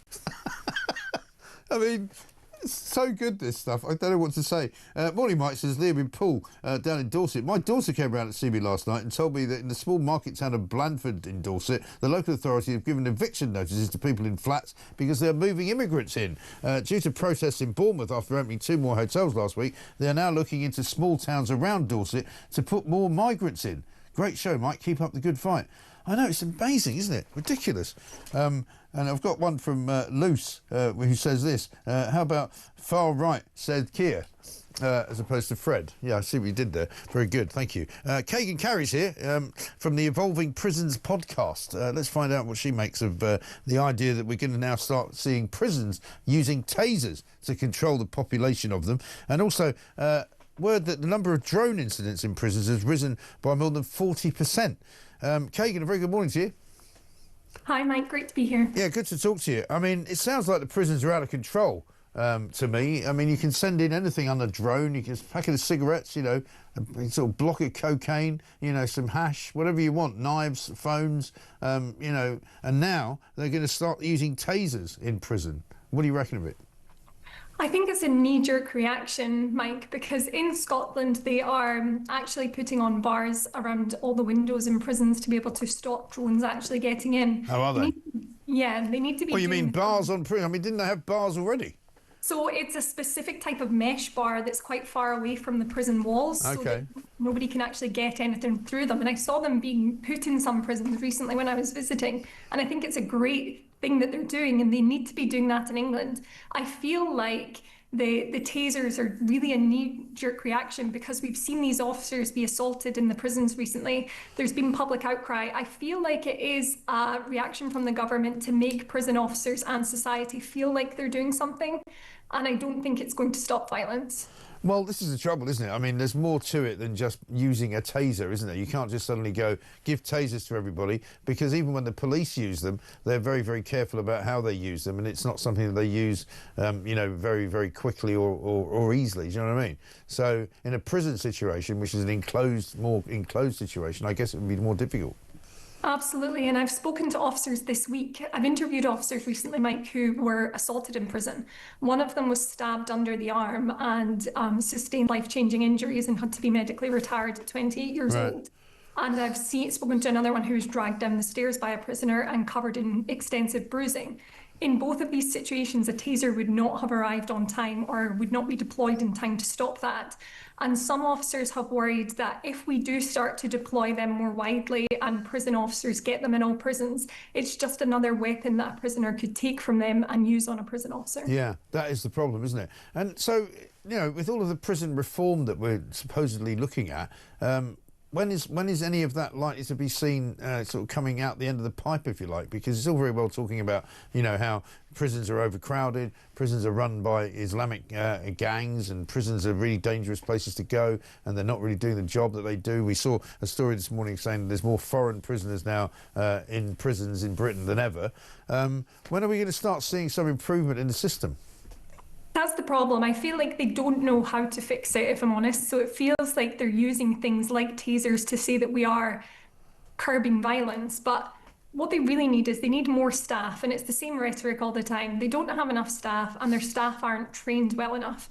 I had an officer tell me recently that violence occurred in their prison because there wasn't enough staff to put phone credit on the prisoners' accounts in time, so they weren't able to call loved ones, so then they kicked off. Right. Whereas something very simple, where if you had enough staff, that would be done in time, so there wouldn't have been a violent incident there. Right. So we need more staff, better training, and people who actually want to stay in the job, because it is a very dangerous job. A lot of them are being assaulted. So we need to make changes at ground level rather than just coming in with reactions like tasers thinking that's going to change things. And also, how long have we been told that there's going to be more prisons built and there's going to be more capacity made? And it just doesn't seem to happen. And we're talking like 20 years, I think, we've been hearing these stories. Absolutely. And in Northern Ireland, we read in the news yesterday that 9 years ago they said they were going to extend one of the prisons there, and it's still not been done. Right. Yeah, it's really a shame, isn't it? Kagan, listen, good to talk to you. Thanks very much indeed. Kagan Carey, Involving Prisons podcast host, with an update on the state of play when it comes to the prisons of this country, which are simply not fit for purpose, like much else, I'm afraid, including this government. Frosty from Leeds says, here's an idea for the Kier Starmer group. It should be called The Who. Andrew says, what about the Smugglers? Mark says, how about a Pet Shop Boys tribute, the Wet Flop Boys? And then Terry says, here's a great name for Starmer's boy band, the Pretenders. Yeah, that's not bad either. We've got so much more stuff to do, so many more messages of yours to give as well. 0344 499 1000. Coming up in the next hour, John Rentoul is going to be joining us. I'll get his view on the state of play. He absolutely has been writing about how Starmer's kind of U-turning has been ridiculous, and also how the Palestinian situation is not really going to end up well for Kier Starmer. Plus, of course, we've got some news for him about smashing the gangs and how that's not working either. This is Morning Glory, back after the news.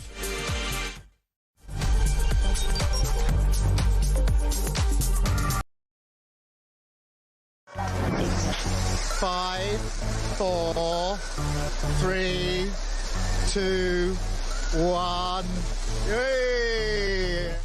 87222, starting message with the word talk. Who would you send to space and why? The person I would love to send to space would be Mr. Kier Starmer. And then I would tell the Galactic Empire that he was part of the Rebel Alliance and let them blow him away with the Death Star.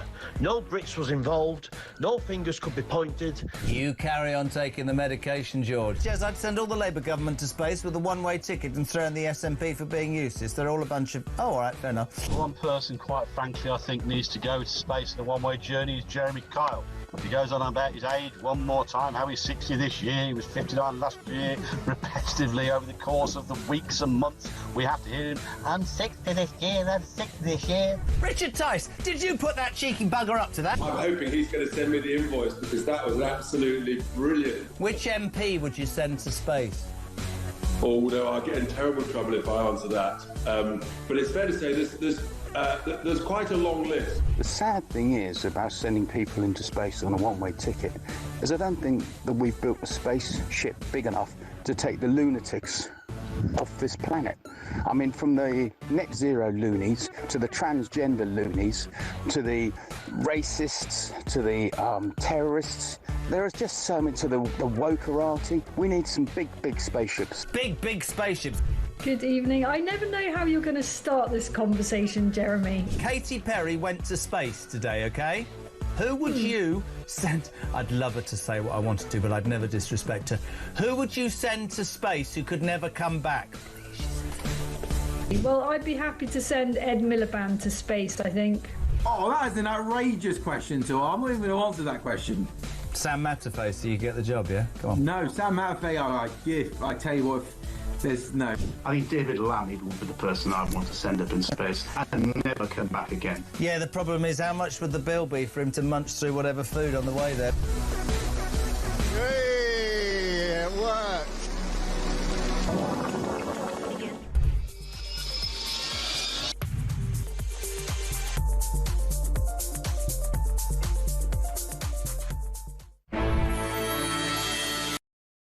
across the UK, on DAB+, on your smart speaker, on your smart TV, and on your side.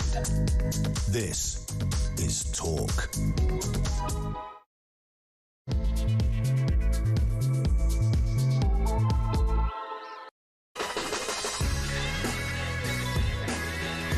Welcome back to Morning Glory. It's the 1st of August, believe it or not. It's Friday, so we're having a bit of fun this morning because, I mean, after all, it's been another hell of a week, hasn't it, for the British people.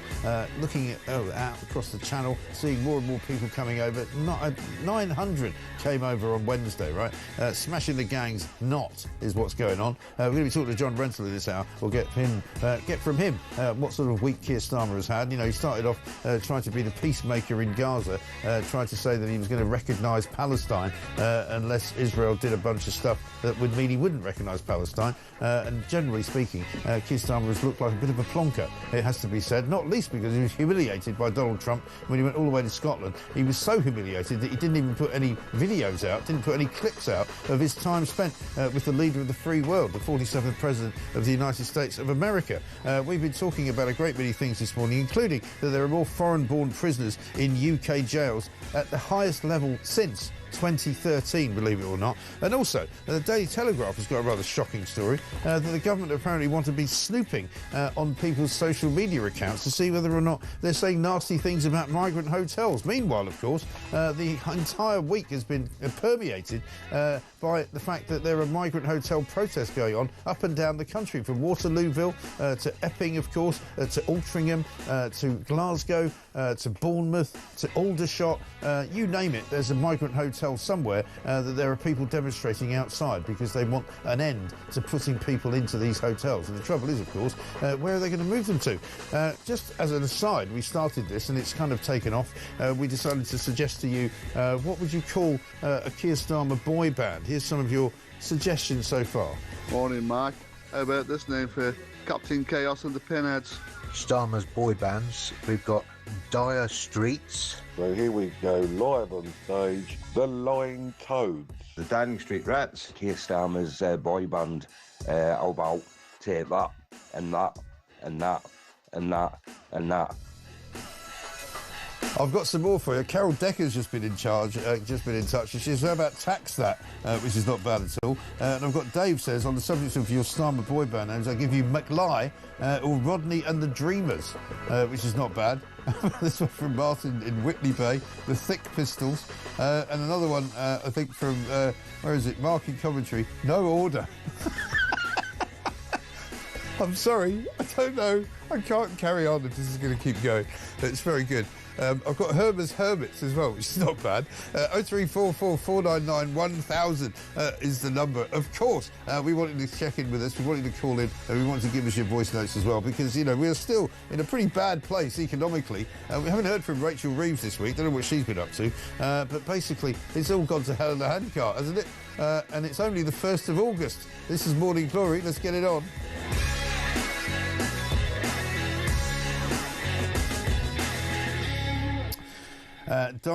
Dinah says this great show. How about this for Starmer and the Hypocrites? Yeah, that doesn't go badly as well. James in Liverpool was Herman's Hermits. Very well done. Thank you very much indeed. Let's just check in before we talk to John Rentoul, chief political commentator at the Independent, on the BBC, because we've been checking out all sorts of stories this morning, ranging from Donald Trump's economic miracle over in America to the tariffs that are going on, to Trump's sending his advisors and his peacemakers over to Gaza to see what's going on over there. And indeed, of course, also the new runway that Kier Starmer wants to build at Heathrow, which is sort of against the principles of the green agenda. And he's also annoyed Kier Starmer about that too. Meanwhile, of course, the BBC are doing this. Okay, so we're going to spin it. Let it go round you once, then you're going to start to push with your tummy forwards and backwards, just like that. Is it nice wrong and I'm fast. holding my hands out like I'm on an airplane? Just relax your hands just I can't relax. I feel really unrelaxed, Carla. You're doing so well. I feel like I'm not this really... This is it. Short, sharp pulses, forwards and backwards. Keep breathing. Oh, my God. Keep breathing. You're doing really well. And then, yeah, okay. Excellent. I mean, you'd think it was a quiet news week, wouldn't you? As if there was nothing going on to talk about. John Rentoul's here. I bet it's not like that at the Independent. John, very good morning to you. Oh, I think we should start doing that. Hula hoops in the morning. I mean, I have tried that in the past with my children. It's very difficult. It is quite hard, harder isn't than it? it looks. And also, it was one of the things in the 1950s when the hula hoop craze was a thing. Everybody was a lot thinner. So maybe it's a good idea for sort of reducing the obesity rather than giving people fat jabs on the NHS. Just give them all a hula hoop. No, too hard. Too hard. A fat jab is much easier. Yeah, well, not as hard as running the country, it would seem. It's been, I have to say, because it's another one of these conversations, I'm not quite sure where to begin, because it's been such a weird week for Kier Starmer. He started off with his, mammoth plan for solving the Gaza famine, which ended up with him saying, I might recognise the Palestinian country if Israel do a few things, but if they do them, then I won't recognise it. And then he went to Scotland, where I'm pretty sure he wishes he hadn't gone, to be sort of ritually humiliated by the President of the United States of America. Well, he confirmed the US-UK trade deal, which you still refuse to give him any credit for. Because it's not that good. Leaves us in a better position than the European Union. It does. It's a Brexit benefit, Mike. It is indeed. But I mean, I'm less. Yeah, no, it is a Brexit benefit, but that's only partly because the deal that the EU got was so bad for them. I'd agree. I mean, Donald Trump's tariff war is economically crazy. It's damaging to the United States. And it's not damaging to the United States economy. Their economy is growing. Well, yeah, because the tariffs haven't actually hit yet. How have they not hit yet? They started at the beginning of the year. Well, it's all very mushy. This we keep hearing that they're about to start. And yet, some of them have hit, but the effects have not yet been felt. You say that, but the economy is. If the economy is growing, surely that means that the confidence in the economy is higher than it is lower. So that means that. I agree. So it means that Microsoft is worth $4 trillion. Yeah, much against the sort of the common thinking of many economists. Actually, the tariff war is working out rather well for America, where a lot of economists said it would not. It's far too early to say that. Well, it's not far too early to say because it's already working. That's the point. No, that's not working. Well, why do you think there's growth in the American economy then? Well, because there are time lags in these things. Tariffs don't work. This is one of the few established facts about economics. There are no facts in economics. One, all right, and two, this one actually does seem to work because we are going. Into the 3 months going into June, the American economy is growing. Our economy is not growing. That's despite tariffs, not because of them. Okay, you can say that. Tariffs and rent controls are the two things that we do know about economics that don't work. Rent control works. It works very well in New York. Always did. No, it doesn't. It's a disaster. No, Absolutely. It's not. I used to live there. It worked really well. As long as you got a rent control flat, you were in a pretty good place. Yes, as long as you were one of the beneficiaries. Yeah, exactly. It didn't work for the city. Well, anyway, we're not here to talk about New York and America. Let's talk about the state of play here, where the economy is in the absolute gurgler and it's not going very well at all. And Kier Starmer, even you were critical of Kier Starmer's plan for Gaza and for the rather ridiculous, attempt to try and recognise a Palestinian state. Yeah, no, I'm not. You're not a fan, are you? No, I don't. I think it's. I think it's a bad idea, and I don't think it'll have the effect that he wants. I mean, it may be well intentioned on the part of all these Labour MPs that he's given into, that they feel it's the only thing they can do to try to put pressure on Israel to stop the war. But it's Hamas that refused the ceasefire last time, and I don't think this will help. Well, I think we've come to a pretty poor place in international diplomacy when the Prime Minister of Great Britain ends up being congratulated by Hamas, who say, thanks very much indeed. Basically, our aims are getting closer, than we ever thought they could be. Well, I don't know. I don't think Hamas's campaign has been a success exactly. Well, no, but I mean, what I'm saying is for them to be kind of siding with the British Prime Minister and saying he's done a great thing for us, I think that's a bit shameful for us, isn't it? I agree. I don't think it's. I don't think it was the right decision. No. So it's a bit of another misstep for him, really, isn't it?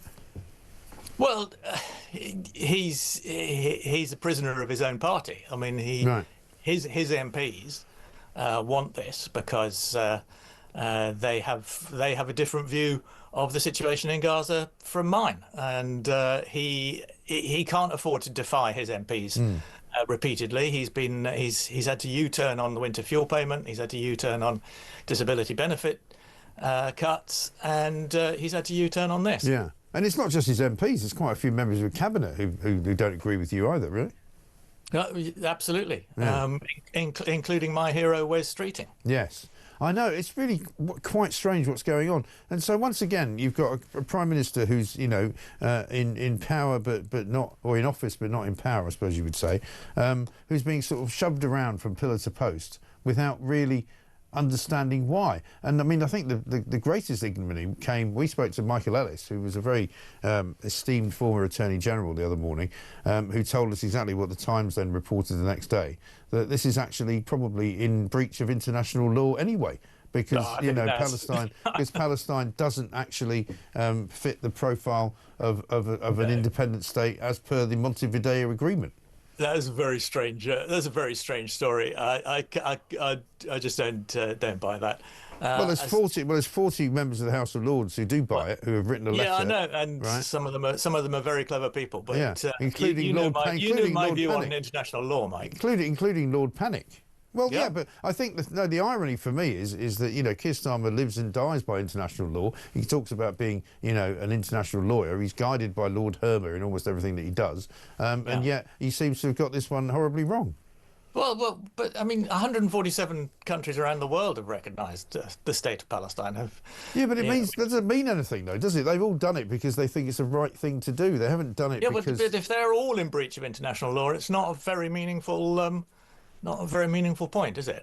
Well, international law, as you know, is as I was about to explain to you, it's a shibboleth in many ways, right? But it's not my fault. Why are you quoting it at me as if it's a killer point? Well, I'm not quoting it at you. I'm just saying that it's rather ironic that Kier Starmer, who lives and dies by international law and talks about why international law is the way that we all must, you know, live, has sort of been kiboshed by his own petard, if you like. Well, indeed. I mean, the whole statement on recognising the state of Palestine was self-contradictory. Yeah. It was a bit like recognising the guy at the end of the street as a tramp and going, "You're a tramp. I've recognised you. Have a good time. See you later." Doesn't mean anything, does it? It means something. I mean, that's why France and Canada have done it as well. But I call them the coalition of the. You may use this, the coalition of the Willies. I've called them Emmanuel Macron, Mark Carney, and Kier Starmer. The three stooges.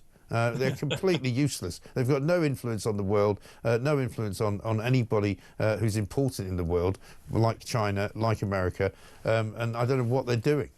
Mark Carney's quite popular in his country. Well, not really. He only got in on a minority vote, and he's only there because they didn't want to have anybody else. I mean, he's a bit like Kier Starmer. He sort of got elected because they didn't. That's kind of how democracy works, Mike. Yeah, well, no, actually, it's nice if you actually elect people because you want them to get in. I mean, like your hero Tony Blair was actually elected because people wanted to vote him in, rather than. I didn't even mention Tony Blair.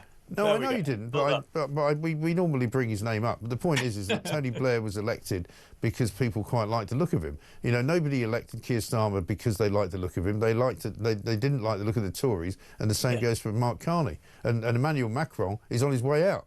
So I mean, you know, it's not a great sort of triumvirate of power, is it? No, I mean, and politics in many countries is in a very negative phase at the moment. I mean. It's extremely depressing if you regard, as I do, the Tony Blair years as the golden years in recent British history. I mean, lots of people will disagree with you on that, but I mean, the one thing you could say about him was at least you knew what he was about and you knew what he was doing. Whether you liked it or he was a good prime minister, and whether you liked it or not, he got on with it, and you know, and he made some decisions that changed the course of history. You know, Kier Starmer, I'm afraid, by comparison, is like a sort of a wet sock. You know. Well, but he has negotiated a reasonable trade deal with the US, so that's good. Well, you say that, but, you know, I would say that he hasn't really negotiated. Nothing that the Labour government have done in terms of negotiation has been anything worth negotiating, because whoever they've negotiated with have always run roughshod over them. That's what it seems to me. I don't agree, as you know. Let's talk about something much more important to me, and which is this secretive Whitehall spy unit on the front page of the Telegraph, used by the government to target social media posts. They seem obsessed with trying to control what people think, which can't be a good thing, can it?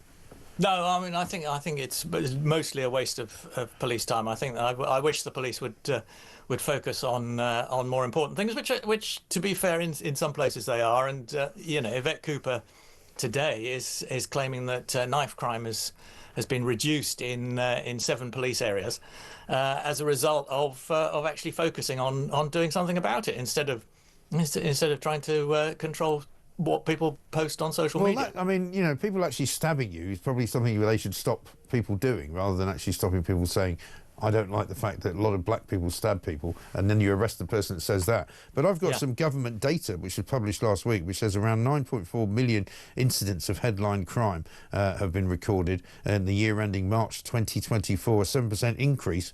A 7% increase on the year ending March 2024, including 8.8 million incidents, headline crime including theft, robbery, criminal damage, fraud, computer misuse, and violence with or without injury. So there's a lot of work to be done in the violent crime area. Well, there always is, but the overall picture, as I've tried to say to you before, Mike, is that crime is much lower now than it used to be. I know your viewers will be on Twitter complaining about me straight away, because that's not. I mean, I do admire your and I fully tenacity. accept that. People are afraid of crime, and they don't like it, and they think it's highly visible. They don't like seeing shoplifting, which has certainly gone up. Which has gone up, yes. Yeah, that has definitely gone up. But crime overall has gone down. Britain is a safer place than it has been for decades. And you know, I think we should try to remind people of that, and try and I think you might, while we deal with the problem areas which are clearly still very worrying for people. You might be able to convince me that there are parts of Britain which are safer than they were, but most parts of Britain where I go, including London. No, London is not safer than it was. I've lived in London. I'm afraid it is much safer than it was, Mike. No, yes. I mean, one of the things that we always argue about, and which you don't ever take into account, is the fact that a lot of crime doesn't get reported, and it doesn't get recorded. No, this right? is I have to explain this every time. That no, is I know, not and the the case, police quite often are very happy to move things from one place to another place, right? So they can say that it looks as though crime is down. I'm not talking about reported crime. I'm talking about the English and Welsh Crime Survey, which asks a representative but that's what people's opinion. People, that's you asking people's opinion. No, I'm not. It's not asking their opinion. It's asking their experience of crime in the past 12 months. Yeah, but that's a survey.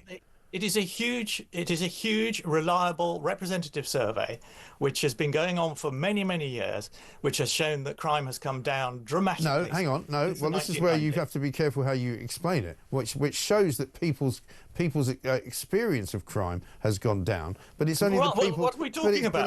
But it's only the people that have been surveyed. You might survey people who have had no experience of crime. You don't know how you've surveyed them. How have you surveyed them? How have you chosen them? Have you picked them at random on the street? Have you phoned them up? Have you written to them? I mean, how do you get the survey? But by normal, reputable scientific survey methods, which produce a representative sample. What, like all those surveys which has been repeated year after year? Like all those surveys they did before the Brexit referendum that said that people were going to vote to remain in the European Union, like that sort of survey, you mean? Not that sort. Yes, like that sort of survey. Well, that was wrong, wasn't it? A margin of error. Well, no. At the time, most opinion polls suggested that it was 50-50. Yeah, we're just looking at some footage of crime not being committed. A lot of Remainer commentators got overexcited and thought that meant that we were voting to stay in. They should have been much more cautious, because that wasn't what that you couldn't say that safely. Well, why don't I give you some facts instead of some survey? I'm giving you facts, Mike. You're telling me about a survey. Crime is down since the 1990s. You're telling me about a survey, right? Which is not the same as actual crime statistics, and you're actually sitting there. Yes, it is. No, it is. It's better than actual crime statistics. How is it better? Because it doesn't rely on unreliable police reporting, which, as you pointed out, people don't bother to report. So you're telling me that actually it's more reliable to listen to people randomly who have been rung up? Yes, to actual real people. Really? To ask them what their experience of crime over the past 12 months was. And you record that. So you're telling me year that on the year crime... on year, and even if those samples are not fully representative. The trend over the past few decades has been sharply down. So you're Crime telling me that you don't care about the data from the crime survey for England and Wales? No, this is the crime survey for England. Well, I've got it in front of me. The crime survey for England and Wales. Yeah, but you're quoting the bits which are police reported. I'm quoting the actual, which is also included in that. This is from. Survey. I'm talking about the survey. Well, why don't you let me quote from the survey, which is from the Office for National Statistics, right? Crime in England and Wales, year ending March 2025. Yeah? Yes. And would you be agreed that if I quote the main points to you, they would be the main points? Yes, of course. But you're going to quote the figures which show it's gone up slightly since. I'm going to say there have been. Well, you're not going to quote the figures which show that it's gone down hugely. I'm going to tell you what it says. But you tell me what it says about 1995. Well, let me tell you what it says. These are the main points. Number one, there have been increases across some crime types in the latest reporting period, year ending March 2025. Around 9.4 million incidents of headline crime, 7% increase compared with March 2024, which had 8.8 million incidents. And headline crime includes theft, robbery, criminal damage, fraud, computer misuse, violence with or without injury. The latest rise in headline crime was because of a 31% increase in fraud to around 4.2 million incidents. This is the highest estimated number of incidents since fraud was first collected in 2017. Computer misuse could decrease by 32% compared with last year's survey because of a 36% fall of unauthorised access to personal information. Experiences of domestic abuse, sexual assault, stalking and harassment are presented separately, as prevalence estimates the proportion of all people who were victims has gone up to quite a large extent. So, you know, you can say some crime is down, but crime overall, particularly in terms of some violent crime, sexual assault, stalking, harassment, domestic abuse, is up. Yeah, up by 7% over the previous year. Yeah. And it's not entirely clear whether that's a bounce back from the coronavirus period, but if you compare it over a longer period, Mike, it is substantially down. Crime is the level of crime is so much lower than it's gone down by something like 75% since the 1990s.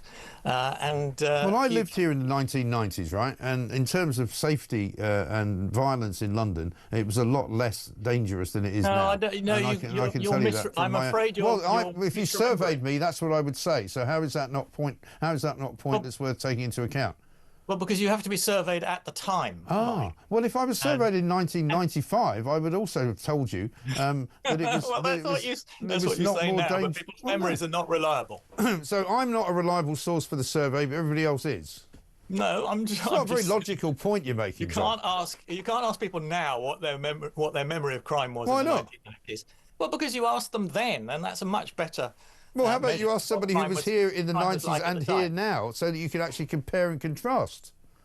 Well, I am comparing and contrasting. Well, you're not allowing me to do it. I'm comparing the survey now with the survey that was done in the 1990s, and the drop is quite dramatic, and you know, you can't question it, I'm afraid. Well, I can question it because I'm a proper journalist. I don't just take, you know, a survey that's been done with loads of people who may or may not remember what it was like when they went out yesterday. You ought to, Mike. Well, why should I? Well, because it's a very good survey. It's top quality and top quality survey. Is that the best you can do? I mean, why can't you just accept that for some people in this day and age, I fully accept that some people in this day and age, particularly, they feel that it's getting worse. Particularly, that is not necessarily. Well, there are more people being stabbed in London now than there were in the 1990s. Would you accept that? I can't remember what the figures show. You can't remember? Well, I can remember, and there's not as many people being stabbed in the 1990s. No, but what do the figures actually show? Because those figures are actually recorded. No. Knife crime has massively gone up, right? Gone down in England and Wales. All right, hang on. Let's have a look. I don't know what's happened in London. Offences involving a knife or a sharp instrument includes offences where a knife or a sharp instrument has been used to injure a victim or used as a threat. Right now, we also know that not every knife crime is recorded, because we also know that not every knife crime is reported, because some people say that they're too frightened to report them to the police, right? Well, that's why that's why the survey evidence is so important. Right. But there were 53,685 offences at the end of March 2024, and similar amount, 53,047 offences March 2025. Very high. That's a very. It hasn't gone up. It hasn't gone up, no, but it's a very high number, is what I'm saying. It's 53,000 offences in a year. It may be a much lower number than it used to be. I haven't got the figures in front of me. Well, I've got March 2011, right? The number of offences looks as though it was around about 16,000. So it's gone up massively. All right. Well, right. If that is the case. Well, that's the graph I'm looking at. You know. Okay. Greater Manchester Police found they were undercounting knife-enabled crime in December 2017. Therefore, data from Greater Manchester Police has now been excluded to allow for comparison over time. So they didn't do the survey very well. We're back to the old police-reported crime again instead of the survey crime, which is reliable. This is the survey on the police. Yeah, but it's police reporting, and as you rightly say, that is not necessarily the best way of measuring crime over time. And it says again, most knife-enabled crime takes place in metropolitan areas across England and Wales. So if you live in somewhere but we're interested in the trends over time. No, but if you live in somewhere like, I don't know, Abingdon, outside of Oxford, there's probably not a lot of knife crime, but there's an awful lot of it in London, and there's more of it in London now than there was in 2011. So but I'm not sure if that. I think that's police-reported crime, in which case it's not reliable. Anyway, listen, my producer just said we got the rest of the show to do, so we're going to stop arguing with each other. Why don't you just accept that, there has been more knife crime in London now than there was in the 1990s, and then we can say goodbye. I will get there. I'll get the figures for you next time. OK, thank you very much indeed. It's a pleasure to talk to you as ever, John. Brilliant. Let's get a voice note from Sean. Morning, Mike. Sean from Grimsby here. It doesn't surprise me one bit, this Labour government trying to suppress information about the migrants coming over. The government did it during COVID as well, suppressed loads of information, and they do it for this reason, Mike. They want us to be quiet. They don't want us to know. And the people who do know, they can just smear as bigots and racists and fascists. But that doesn't work anymore. No, it really doesn't. Maybe bigots and fascists is a good name for Kier Starmer's band. Here's one from Stuart in Stockton-on-Tees. How about in-sinking economy? That's a good one. Ken in Saffron Walden, the Gaslight family. And Vinny says about drone patrol. That's quite good as well. 8:29.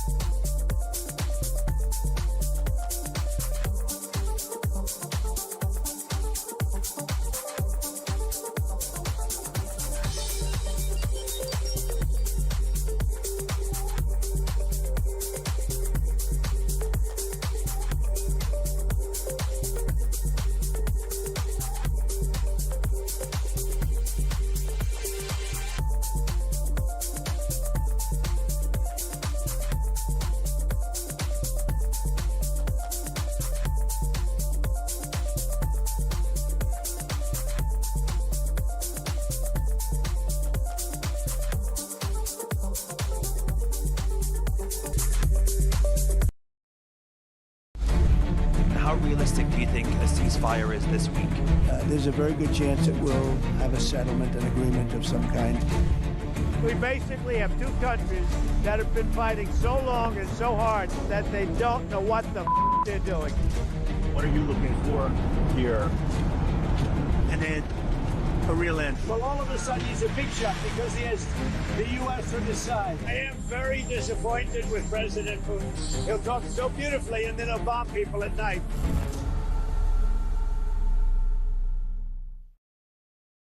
Across the UK, on DAB+, on your smart speaker, on your smart TV, and on your side. This is Talk.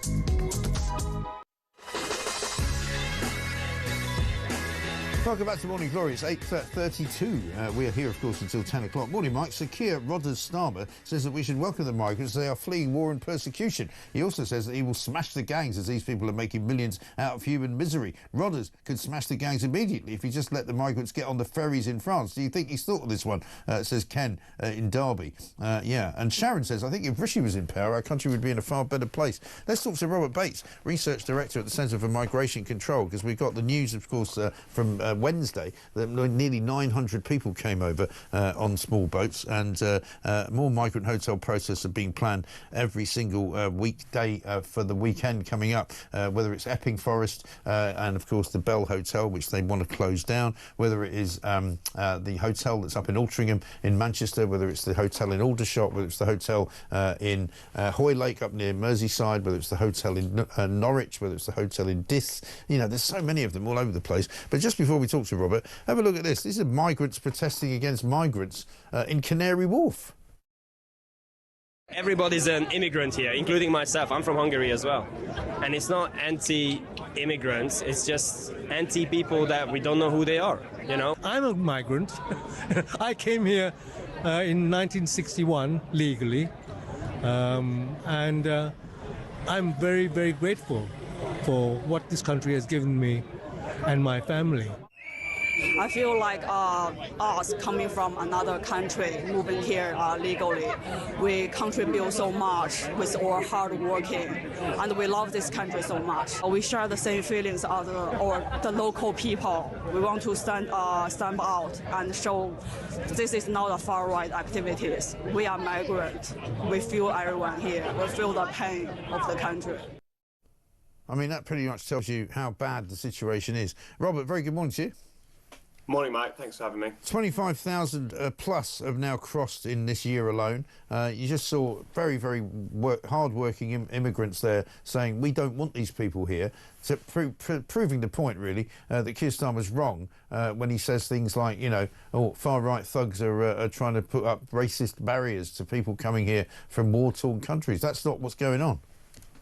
Not at all. And I think this is basically an issue of common sense and of public safety. And I think those communities that have suddenly found themselves with a couple of hundred blokes dumped on their doorstep overnight, having not been forewarned, because the Home Office is very heavy-handed in effectively just dropping these individuals overnight in the dead of night, people waking up and seeing their town centres transformed. But we know from statistics that the Sun managed to unearth that a very large number of individuals that are being put in hotels across the country are being hauled in front of magistrates and the courts for things such as GBH, robbery, and sexual assault. So there's a very real risk here. And these are individuals, of course, whom we haven't been able to do background checks on because we don't know who we are. We don't know where they've come from. We don't know what their relationship with the law was like, perhaps in their country of origin. And I think we're going to have to, in a couple of years' time, have to have a national inquiry as to why the Conservative government, when this crisis first broke out, thought that rather than investing in detention facilities so that these people could be detained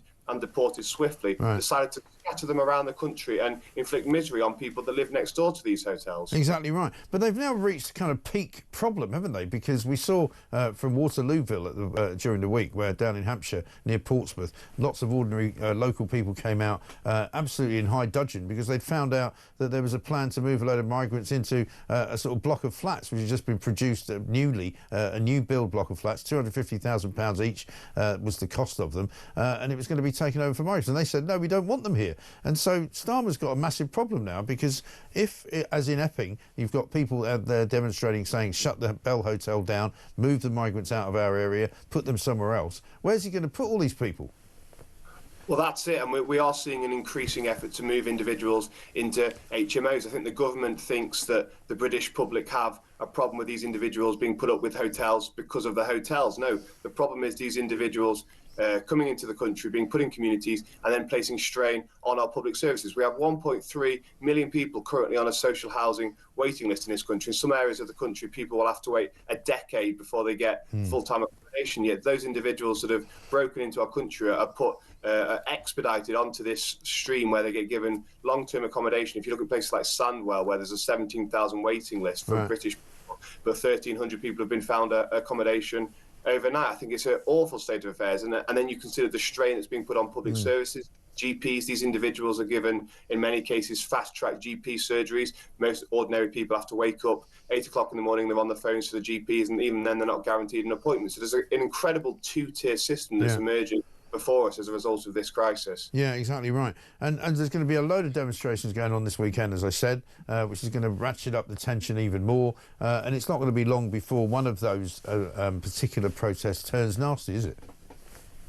No, well, I think when you look at what's happening with the counter-protests, who are sort of being heralded there in quite a provocative manner, these are people, I mean, a lot of these local protests are people that live in the community and are concerned, but then you have these kind of out-of-towners coming up from London for a bit of a jolly to wave their flags and to shout at local people with ordinary concerns. I mean, it's quite a provocative thing. If you were worried about your children as a parent and suddenly you have some sort of snaggletooth undergraduate from a London university coming up and telling you that you're a far-right bigot, it's pretty triggering. It's something that I feel people would feel rightly aggrieved about. So I think what we really need to do is recognise that actually these are ordinary people. Any tensions, hopefully there aren't any that flare up as per last year, but are likely the result of actually these counter-protests who are frankly getting in there to try and get their kicks and to wind up ordinary people. Yeah, exactly right. Listen, Robert, we've got to run because we're a bit short of time, but thank you very much indeed. Robert Bates, Research Director at Centre for Migration Control. What's happened to the one-in, one-out plan, says Rob? I'm sure Starmer would be shouting out if it was working, but like all things Starmer, I doubt it is. I think that's the problem. Let's get a voice note from Fran. Hi, Mike. It's Fran from County Down, Northern Ireland. I was just listening to your interview there with John Rentoul from The Independent, and I came in halfway through, but my big impression of him was just, and all of them like him are just sticking their finger. You're trying to tell them what's going on, what people are saying to you, and they're just sticking their fingers in their ears like 7-year-olds and going, la, la, la, la, la, I'm not listening to you, la, la, la, la, I don't want to listen. It's just crazy. They're just burying their head in the sands when all the evidence is telling them that this country is going to the dogs, and they just don't want to know. I know. It's incredible, isn't it? Amazing. I'm going to talk to Yaakov Amidror in a moment, Israel's former National Security Advisor Benjamin Netanyahu. A couple more boy band names for you, though. This from Paul. This is great. How about Dexy's Midnight Dinghies? That's a good one. Hootie and the Blowhards, says Justin. That's very good. Shows a lot of knowledge of music. And how about this one? I think could be one of my favourites. Rob, Jerry and the Toolmakers. Fantastic. This is Talk.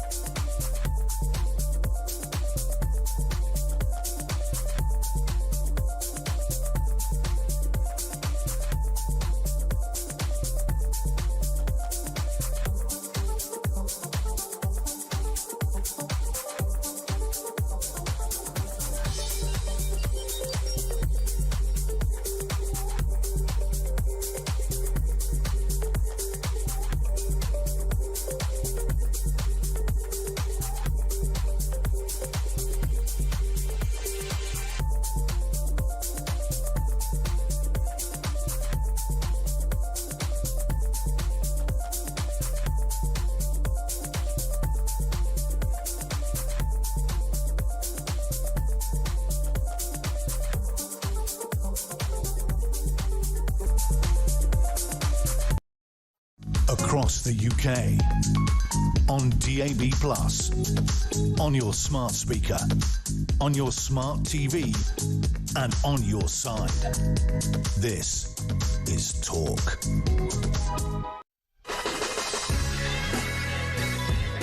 Welcome back to Morning Glory, 8:42. I'm Mike Graham, and this, of course, is Morning Glory, and we are here until 10 o'clock with the Home of Common Sense. We've been talking about a great many things, including, of course, Kier Starmer's complete blunder this week about recognising Palestinian statehood. Let's talk now to Yaakov Amridor, Israel's former National Security Advisor to Benjamin Netanyahu, because one of the things that happened late yesterday afternoon was there was a press conference in the White House, and Caroline Leavitt announced that basically President Trump's peace envoy, Steve Witkoff, would go to Gaza today to hear firsthand about the dire situation, in their words, and finalise a plan for food distribution. Yaakov, a very good morning to you, sir. Good morning. Good to talk to you. Quite significant, this, isn't it, to move one of Donald Trump's representatives into Gaza. He met with Benjamin Netanyahu, I think, yesterday for talks on the crisis. Now going to have a look at what's actually going on in Gaza. Yes, I think that as Israel is conducting a war which many successes against Hezbollah, Iran, and Hamas in Gaza Strip, we are very, very, very poor in PR. And the Palestinians, with their supporters, succeeded to convince the world that there is famine in Gaza. No question that there are people in very bad conditions in Gaza. It's a war zone. But the amount of humanitarian aid which had been brought into Gaza during the last few months is such that if Hamas is not keeping all the food in his hands, not letting the people of Hamas to use it, there is no any reason for famine in Gaza. No, indeed. And many of the images that we've seen from Gaza in the last 2 weeks of starving children have been manipulated, it seems to me, and that's been reported as well. Yes, what happened with the New York Times is unbelievable. They publish a picture of a child who is suffering from a disease. Was even brought to Israeli hospital to try to cure him, and they publish it as the symbol of the starving children in Gaza, and then they had to apologize. The fact that they apologized was even worse than the fake that they published is something else. This is the New York Times. Yeah. And several newspapers in the UK also published it, you know, and we know that was a piece of Hamas propaganda. But what significance do you think we can put on this Steve Witkoff trip to Gaza today, and who will he be talking to, and what will he seek to find? I think that what the Americans try to understand is how bad is the situation in Gaza. No question. To live today in Gaza, it's very, very bad. The war against Hamas, which is acting from within his own people, is very bad for the people in Gaza. No question about it. But it was not an Israeli choice. They decided to fight from within their own people, and their own people is suffering, no question. And the Americans want to understand what is the exact level of suffering of the people, unlike other leaders in the world which are doing the big mistake of giving Hamas kind of a price. The Americans want to find a solution which will be good for the people of Gaza and the Israelis. By the way, if the war stops today, let's assume that happened. The war stops today. The life of the people of Gaza will be miserable because no one will come in to begin the rebuilding of Gaza. Because in the present situation, when Hamas is still strong enough to fight any third party which will come in to take responsibility, no one will come, no one will put $1 or £1 to rebuild Gaza, and the life of the people in Gaza will be miserable. The only chance of these people for better life is if the world succeeded to put pressure on Hamas to disarm itself And for that, Israel will have to continue to fight. Otherwise, Hamas will remain the force which is controlling Gaza, and I don't see anyone coming in to help the people of Gaza. Is it realistic, though, Yaakov, to expect Hamas to just disarm and just to give up? It very much depends what will happen in the ground. If the war stops today, no way to achieve it. But if Israel continue to degrade the capabilities of Hamas, and Hamas understand that continuation of the war, the meaning of it is annihilation of its leadership and people, that might happen. I don't know, but that might happen. They are ready to sacrifice the people of Gaza. That is no question. We see how they treat them now. You know, it was published by the IDF spokesman, pictures of the last week in the tunnels in Gaza, mainly Gaza Street, mainly Gaza City. Under Gaza City, the people of Hamas are having huge food and they eat day and night, and the people up on the ground, which are their own people, they have less and less food because Hamas is taking the control of the food and use it to sell it to the people of Gaza because they need the money to continue the life of the organization and to recruit new members to the organization. Very interesting. Good to talk to you, Yaakov. Thank you very much indeed. Yaakov Abidror, Israel's former national security advisor to Benjamin Netanyahu. Morning, Mike. Keith in Blackpool says, I was about in the 80s and 90s. Best years ever. A lot less crime than now. John Rentoul's been on the wacky backy. And Gary says that clown Rentoul would say the population in Britain has decreased because Ozzy Osbourne died last week. And Mark says that was the funniest interview with John Rentoul ever. I'm in tears. It was so hilarious. Mark in Devon.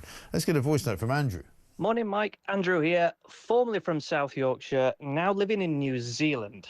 Here's a band name for the UK and Starmer and his government, the National Stranglers, featuring their hit song, Walking on the Beaches, Looking at the Migrants. Very good. I like it. How about this from Matthew? He says, morning, Mike. Band names for Kier Starmer. No Direction. We've had that one. Baboon 5, Tears and Fears, Eco Slow Wagon, NXS, the No-Goes, or why not just Public Enemy?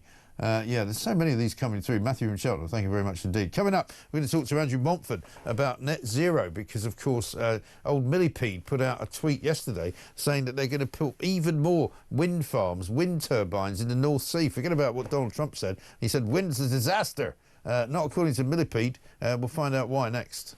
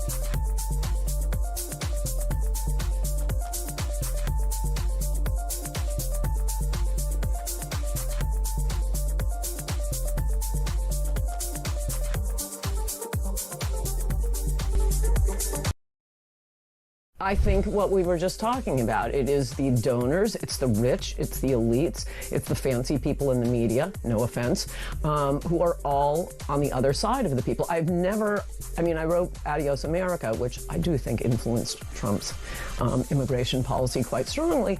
And, as I said in that book, I've never seen an issue where you have the people so much on one side and the elites and the politicians directly opposed to them.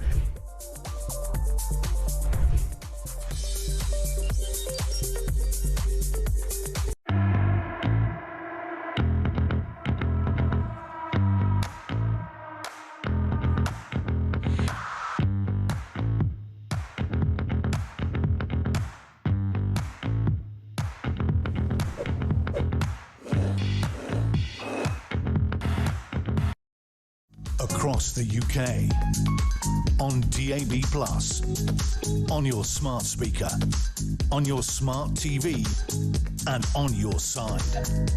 This is Talk. Welcome back to Morning Glory, 8:53. I'm Mike Graham with you all the way through until 10 o'clock.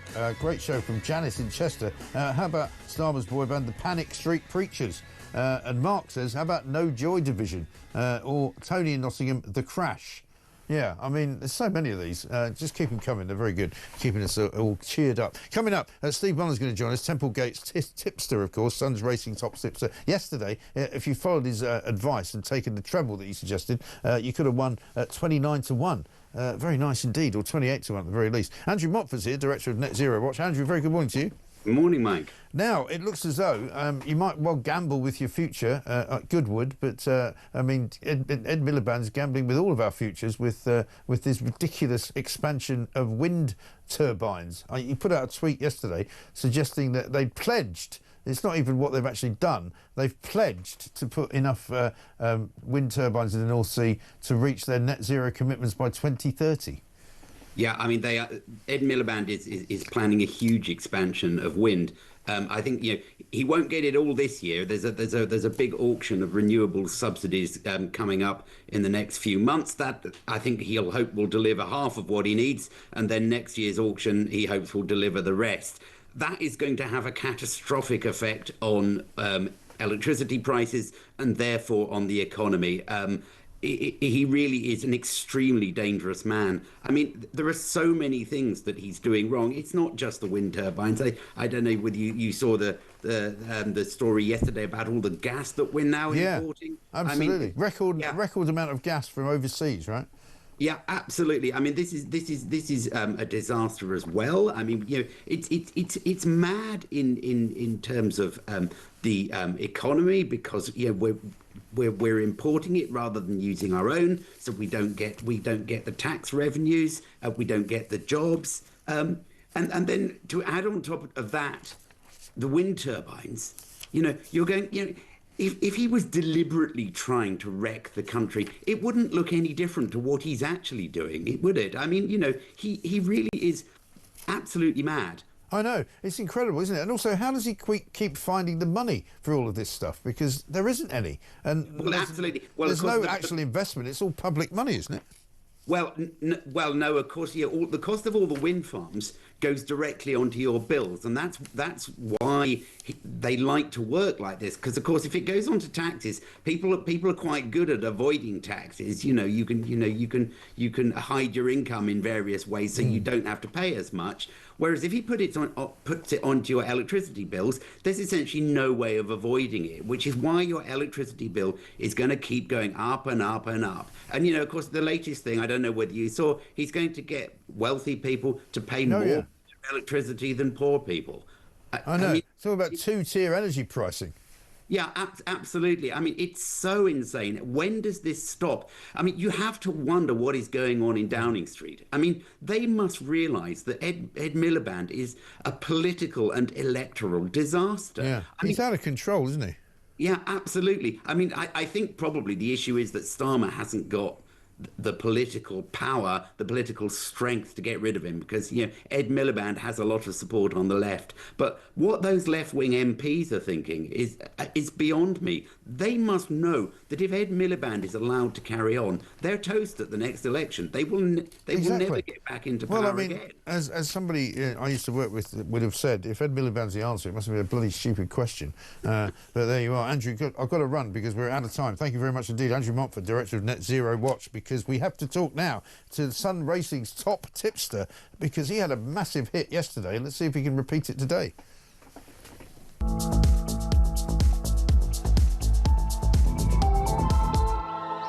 It's Steve Mullen, Templegate, the man, the legend. Yesterday, 28-1 was your treble, and it came home. I had a few tweets last night, Steve, from people saying, thanks very much indeed.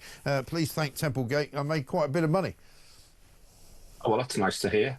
Hopefully we'll have another go today. Yeah, let's have another go. See if you get a double on the treble. What have you got for us today? Yeah, we've got the nap today is a horse called Fifth Column, running in the 230. One of John Gosden's has been running really well this season. Yeah. Like soft ground, and they had a biblical downpour there yesterday. Oh, did they? Yeah. So you need horses that won't mind getting the toe in today. Ran really well at Royal Ascot this one, and then won at Newmarket last time. A horse called Fifth Column. It's around the 6-1 mark. The racing's a bit more competitive today. So you may want to back him each way rather than to win, but that's got a good chance. That's the first one. So what's the second one? Then the next one's Big Mojo in the 305. Okay. Another horse that's won at Goodwood before, and Goodwood's a tricky course, so you like to look for horses that have already proven themselves there. Ran well at Newmarket last time, likes this trip. He's another one. He's around 6-1 as well, Big Mojo in the 305. Okay. And then finally, the treble horse will be Diego Ventura in the 155.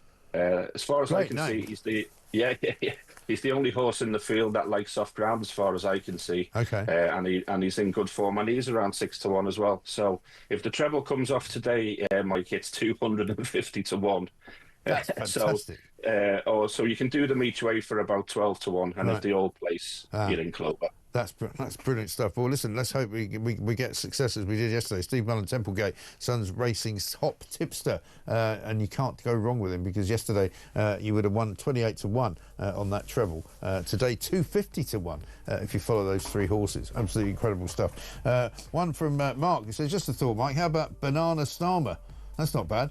Best wishes from Catherine in Kent. She says, morning, Mike. My daughter has just got back from another training course in Swindon, and while she was at her hotel, 3 coach loads full of migrants arrived. The second floor of the hotel was then closed off to other guests. Soon there won't be any hotels left for business or holiday use.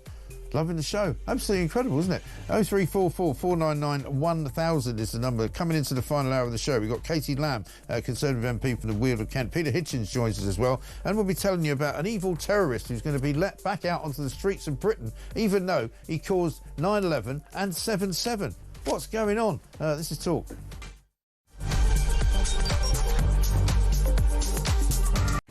How much, ladies and gentlemen, are fish and chips where you come from? And we're going to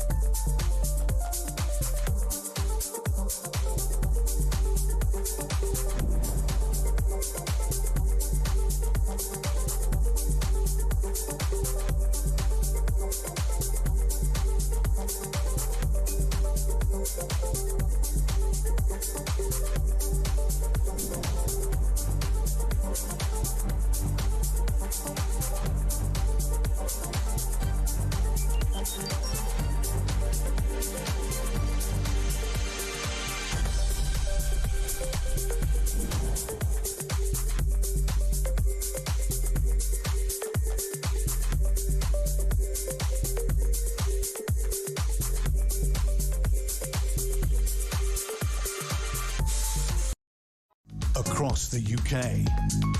On DAB+, on your smart speaker, on your smart TV, and on your side. This is Talk.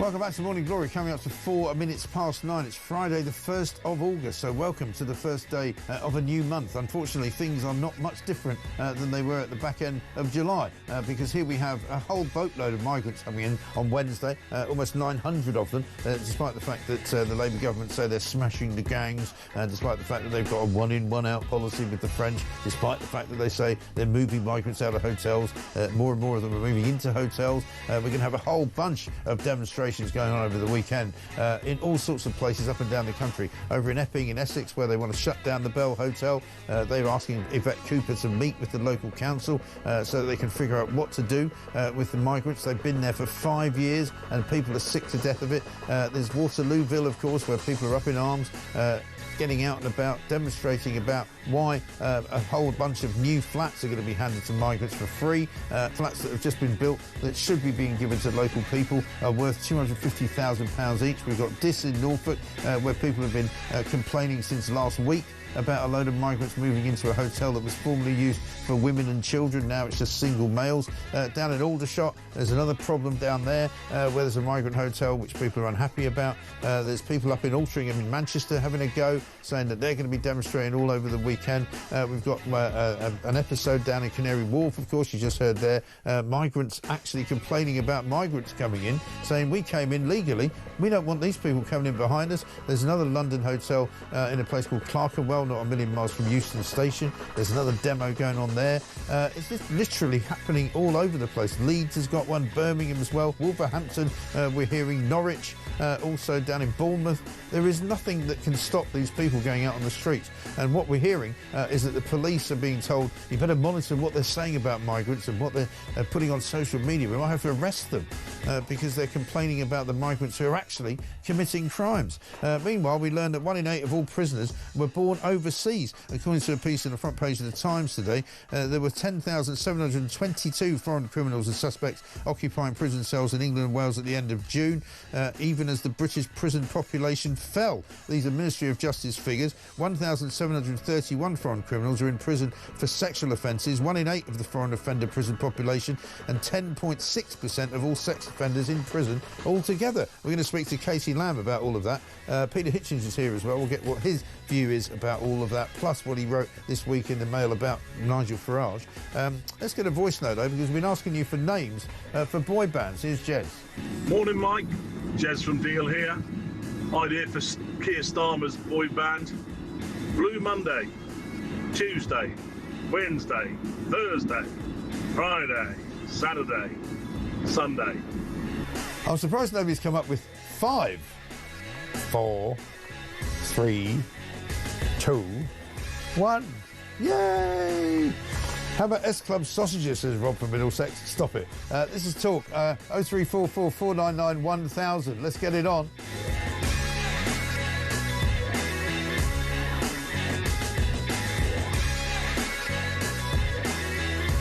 Sue in Nottingham says this morning, Mike, great show. Just listening to Robert Bates. Wasn't there a detention centre that the Labour Party complained so much about when the Conservatives were in power that caused illegals to be moved into hotels? Why isn't that being sorted and used again? Well, we used to have detention centres, even when Tony Blair was in charge there were detention centres and people actually got deported. But unfortunately, the Human Rights Brigade put a stop to that as soon as the Tories got in 2010, 2011. And I'm afraid it hasn't really recovered ever since. Let's talk to Katie Lamb, MP Conservative for the Weald of Kent. Katie, very good morning to you.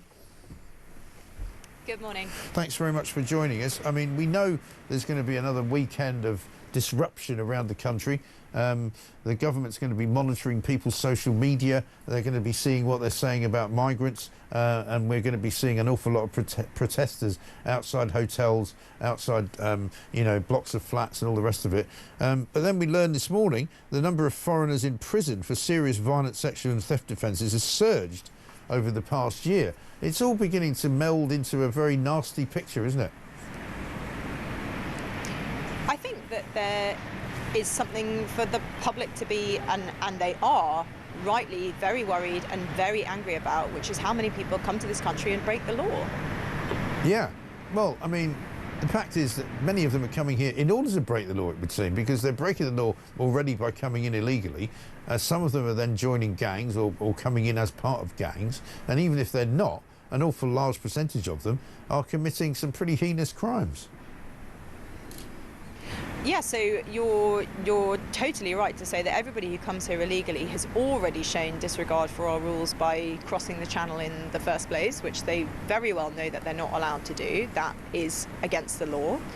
And then it's really frightening to see it's now nearly 11,000 foreign national offenders in our prisons, and all of those people where they're convicted, about 7,000 of them are serving their sentences, need to leave. They need to go home. Yeah, they do. But there's no sign of the government of this country having any clue as to how to make that happen. It's very frustrating, and there are various things that I and my colleagues have tried to propose, changes to the law. We tried to make it the law to say if you commit any crime, then you have to leave the country. There are various things that you can do to put pressure on other countries. So you could say, right, if you're not going to take your foreign criminals back, then you can't have any visas. We won't issue any visas to that country until that's unlocked. We tried to make that a duty on the Home Secretary that she had to do that, and again, the government voted that down.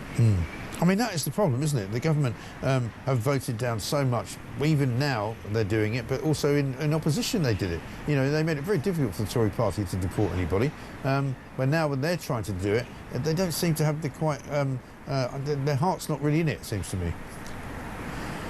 Well, I don't know if you remember, but in 2020, Kier Starmer wrote a letter that said that a Jamaican rapist shouldn't be deported, shouldn't be sent back to Jamaica.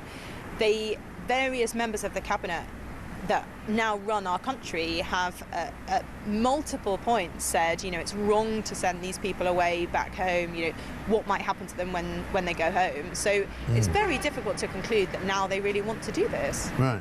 It really is. And when you look at the breakdown of the foreign criminals who are here, it's very clear where they're coming from, which countries are perhaps the biggest, miscreants, if you like. Surely that's a very straightforward method of then just going to those countries and saying, you're going to take these people back. I don't understand why there has to be an agreement. Why can they not just be sent back?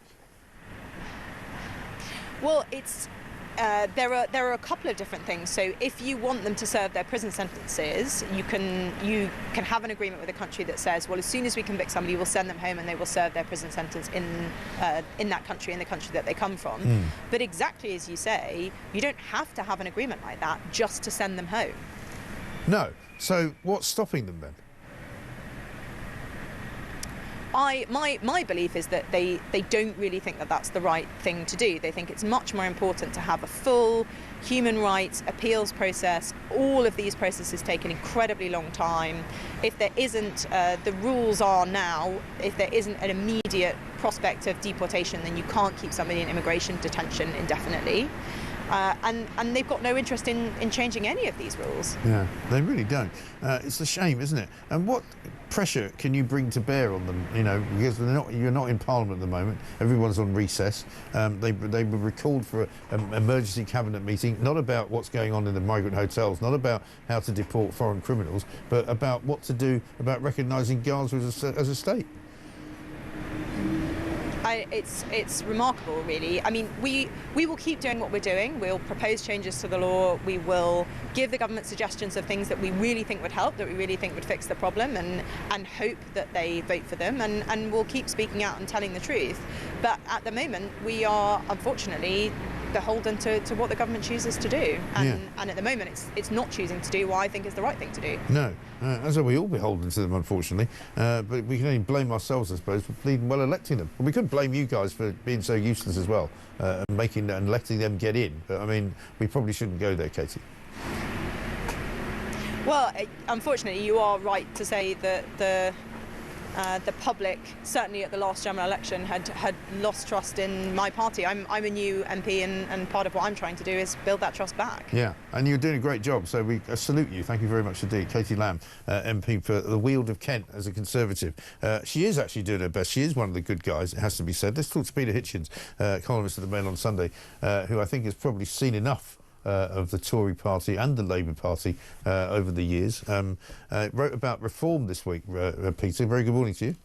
Good morning. Yeah, so where are we, for heaven's sake? Because we've got a party in government but not apparently in power, a Prime Minister who doesn't seem to be able to control his own backbenchers and is basically doing everything at their whim. And we've got a sort of a nation which is crumbling around its very edges, isn't it? Indeed, we are up the famous creek without the famous paddle. and there we are, and there we remain, because partly because of so many years of very, very bad government under both Labour and Conservative. We know from the extraordinary revelations of Andrew Neither, which I still think a lot of people don't even know about, back I think 2009, that the Labour Party had an actual purpose in encouraging large-scale migration under the Blair regime. And the view of the left has for a very long time, it certainly was when I was a revolutionary socialist back in the 70s, that it wasn't, we wanted large-scale immigration not because we particularly liked migrants, but because we didn't like Britain very much. And we saw this as one way in which to change it. And I think the left still very much has that view. And then we have the enormous and still not fully understood legal changes, particularly the adherence to the Human Rights Act and it's bringing into British law, and the revolution in the appointment of judges and the creation of the Supreme Court, again under the Blair regime, which have made it extraordinarily difficult, even for quite a resolute government based on Parliament, to do very much about it. And the international treaties which we have signed and which we are bound by. And then you add to that this appalling mixture, the crazy repeated decisions of governments in this country and in the United States particularly to support and fuel very dangerous wars in parts of the world which have resulted in turning the Mediterranean into a sort of liquid motorway by which migrants fleeing from the areas where we started the wars or from general poverty and misery are coming to Europe in unprecedented numbers. There has been since the great movements of population, probably about 1,500 years ago, there has been nothing like this level of migration in the history of Europe. And it's very, very hard for any individual government, however resolute, and we haven't had a resolute government in this country for as long as I can remember, to do very much about it. And we can all sit and fume. But if you were actually put, if you or I were actually put in the Prime Minister's desk in Downing Street this afternoon and given all the powers of that office, you would still struggle to actually do anything about it because of the great spider's web of restrictions on what you could do. And here we are. And I'm very sorry about it. And I have to be able to claim that many of these mistakes were things that I warned about at the time. And as I say, the thing which keeps me happy is the constant opportunity I have to say, I told you so. But that's virtually all the consolation I can offer you. I told you so, and you probably told people so as well. At the very time. And unfortunately, there's any difference because it is so huge and has so many elements to it that there is no civilized way that I can see, and I've really, really racked my brains for this and gone into it in quite a lot of detail. There's no civilized way in which we can stop it, and no way at all, I think, in which it can be reversed. I mean, watching what happened in America under Donald Trump, which you might not wish to sort of echo, was they sent sort of gangs of armed police and militia types into neighbourhoods and rounded loads of people up, put them on planes and flew them back to wherever they thought they came from. But Mike, let's see how that ends. I don't think we could really do that, could we? Well, we couldn't do that because of the treaties we're signatory to. But also there is another point here. When I was living in the US in the early 1990s, the conservative movement in that country was gravely split between the free marketeer sort of Thatcherite Reaganites who wanted to encourage large-scale migration, mainly in those days from Latin America, and the defeated minority who said this was a bad idea. An awful lot of conservatives have been in favour of what they call free movement of people as part of their free market libertarian ideology for a long time. So people who thought the conservative parties might protect them from this huge change in their lives were gravely mistaken. They didn't want to, and they haven't. And although you can point the finger at the Labour Party over mass immigration over the past 25 years quite a lot, you can also point it very much at the Cameron government, which was, in my view, another new Labour government, but it pretended to be a Conservative government. The migration under them went up enormously, and that was legal migration, leaving aside the thing which, obviously, because we see the outrage of people daily arriving on our southern shores without any attempt to prevent them or anybody being able to think of any way of stopping it. But the legal migration is colossal, and it changes the country. And how can I put this? Migration can be good for a country, but it has to be under control. We have to be able to decide who comes here and who doesn't, and also it has to be at a pace where we're able to integrate people and persuade them to adopt our way of life, to learn our language. If you have it on this scale, the migrants change the country rather than the country changing the migrants, which I'm sorry to say is just the wrong way around. Yeah, it really is, and it's so noticeable now. And I think it really is, and I don't think it's just me. It's definitely in the last sort of 2 years or so that it's got sort of to critical mass. It seems to me that that you do actually everywhere you go notice that something's different. Yes, I tend to agree with you there, but of course this isn't evident in the areas which I suppose you say people like me live in. There's still the prosperous and protected areas of the country. It doesn't feel that way, but if you venture outside those prosperous and protected areas, it is very evident, and there's a feeling of abandonment, I think, in large parts of modern Britain, which is very worrying and makes people discontented, and it makes them feel that nobody in government is serving them, and that is a dangerous situation for a country to be in. Yeah. It really is, because we're going to see, I think, this weekend some big demonstrations of that kind of feeling. Peter, we've got to run because we're running short of time. Thank you very much indeed. Peter Hitchens, columnist at The Mail on Sunday. Mick says this: what odds will Templegate give that Trump will cancel his state visit due to Starmer's policies on Palestine and the freedom of speech problem? Absolutely right. And Dan in High Wycombe says, how about this for a Labour boy band? Simple Minds. Well, yeah. Absolutely. Coming up, we're going to talk to Julia Atherley, because there's a great story in The Sun about a terrorist, an evil terrorist, who started 7/7 and 9/11 and wants to be freed onto the streets of Britain. Brilliant. This is Talk.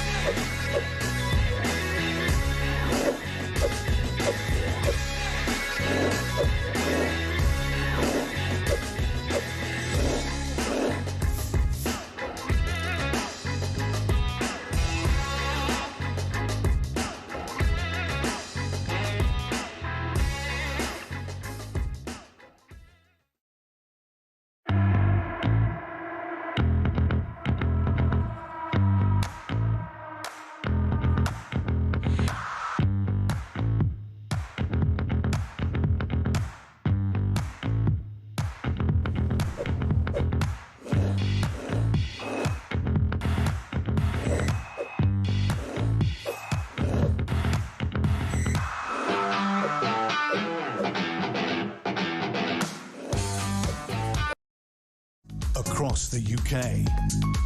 On DAB+, on your smart speaker, on your smart TV, and on your side. This is Talk. Welcome back to Morning Glory. It's Mike Graham here with you until 10 o'clock. Alex Phillips is going to take over from then. And, of course, don't forget, tonight, 7 o'clock, Plank of the Week. It's been a big week for Kier Starmer. I'm not giving anything away when I say that he's certainly up there in contention. And there's a podcast coming out later on as well after 10 o'clock every single weekday morning around about 10:15 or so. We're going to turn now to the front page of The Sun because we're joined by Julia Atherley, Home Affairs correspondent of The Sun. Very good morning to you, Julia. Thank you very much for joining us. Terrorists admitting to 7/7 blasts and involvement in 9/11 is likely to be released onto the streets of London very, very soon, it would seem. Incredible story. Tell us about it. Yeah, this is a man called Haroon Aswat, who was extradited to the US, faced terror charges over there, was then sent back to the UK. He's been detained under the Mental Health Act in the UK. Doctors are now saying that he is fit to be released. But there's clearly huge concerns about him being released back onto Britain's streets. Yeah. The police have applied for a notification order, which is kind of a last kind of chance they have to have some sort of control over his release. While in US custody, he said that he was a mastermind of the 7/7 bombings and of 9/11. And this is someone who, you know, we're reporting today that he could be released imminently onto our streets. It's extraordinary, isn't it? So he, first of all, was detained, I think, in 2017, was it? That he was basically taken over to America. He told staff that he was associated with Al-Qaeda, Osama bin Laden was his commander, and that he would behead everybody, basically. In a witness statement, the Chief Superintendent Gareth Rees, head of the operations for the Met's SO-15 counter-terrorism command, said he has spoken positively of his time with Al-Qaeda in Afghanistan and expressed aspirations to reconnect with them. I mean, he sounds like a very dangerous individual, and he's been in a psychiatric ward, basically, for several years, right? Yeah, exactly. And this isn't a man who's just, you know, had this idea in his head. This is a man who, in 2001, travelled to Afghanistan and trained with Al-Qaeda. Right. So he is an actual serious threat, and that's exactly what the police were putting before court yesterday. Right. So this has emerged. We found this out because we applied for legal documents which were put before the High Court. The Met applied for what's called a notification order. So all that requires Aswat to do is to inform the police if he's going to change his address or if he's going to leave the country. And he'll still be allowed to leave the country if he wants to. He'll just have to tell them about it. Right. And that's kind of all that's amazing, isn't it? That he has that kind of freedom. You know, in 2005, police traced 20 calls to a phone linked to this man Aswat, made by the 7/7 bombers before their attack. He also stayed in a house in Pakistan where he shared rooms with Khalid Sheikh Mohammed, the man who masterminded 9/11. So he's not, you know, as you say, he's not a sort of fantasist. He's somebody who's right at the heart of some of the worst Islamic fundamentalist atrocities in terms of terrorism in this century. Exactly. I mean, it's incredibly hard to believe that he could now be released. Right. So he's been detained under the Mental Health Act. He's been housed in Broadmoor, and now he's held in a mental health hospital in South London. But doctors have now said that he is fit to be released, and he is in a state that can be released. That is the worrying thing, isn't it? That the doctors in these cases can say that, and it's a bit like some people who get sort of offered up for parole, and you go, oh, well, the parole board says that he's probably okay now. He's murdered a few people, but, you know, now he's not going to do it again. And there's something wrong with the system, isn't there? So the issue with this case, I think, that we've really highlighted in the paper today is that the assessment that should be going on when a terrorist is released from custody can't happen because of how he's detained. Right. So there has been no risk assessment as to his threat under, you know, terrorism laws. Yeah. And that's what we've been highlighting today. So that's why the Met have been forced to go to the High Court to request this notification order. Right. And you've got quotes from many of them. Another one here from Detective Sergeant David Taylor. I assess the defendant has a significant involvement with Islamic extremism, involvement in terrorism, and a long-standing association with others holding radical beliefs. He was a friend of Abu Hamza's as well, wasn't he? Yeah, exactly. And we've got a picture of them together in the paper today. And so, I mean, we've got, for example, we've got Shadow Justice Secretary Robert Jenrick in the paper saying that this man should never experience freedom, which I think is something that will be shared by our readers and our listeners. Absolutely. And I guess the rules of engagement are that if you are somebody who's detained under the Mental Health Act, then you can't be kept in prison, as it were, because you're no longer a prisoner. You're now somebody who is a patient. And then once you become a patient, you can be released as a patient, I guess. Exactly. And I mean, you know, as you said, we've in court, there are people putting forward witness statements saying that he still holds extreme, violent, terrorist views, and that's someone who's going to be released onto our streets. Yeah, and then where would he go? I mean, that would be the other question, I suppose, because somebody like Haroon Aswat, I mean, if he's been detained for many years, right? So he's probably been institutionalised to some extent. Does he go to a halfway house? Where does he go? So he has to inform the police where he's going to be staying, right. But I don't think at this point there's any. We don't have to say where he is. We don't. You know, the public won't be informed where he is. Right.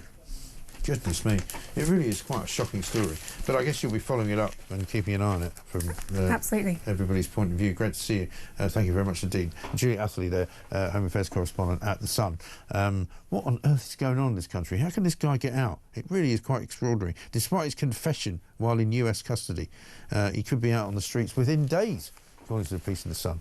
Extraordinary stuff. Let's get a new voice note from Michael. Morning, Mike. Great show. The Starmer boy band names. How about the Two Faces? Cheers. Bye. Michael in Wickham. The Two Faces, very good indeed. Barry from Bangkok says, wouldn't it be more appropriate to be monitoring illegal migrant chats, etc., for anti-British and potential criminal activities? Well, it would be. And how long before we follow the North Korean dictator Kim Jong-un, where the only haircut allowed in our numerous barbershops was the Kier Starmer hairdo, says Kevin Liverpool. I know. It is ridiculous, isn't it? Listen, we'll be back. We've got more to do. We've got to talk to William Yarwood, foreign national offenders in UK prisons. A big number coming up. This has all come out from the Ministry of Justice. Coming next on Talk.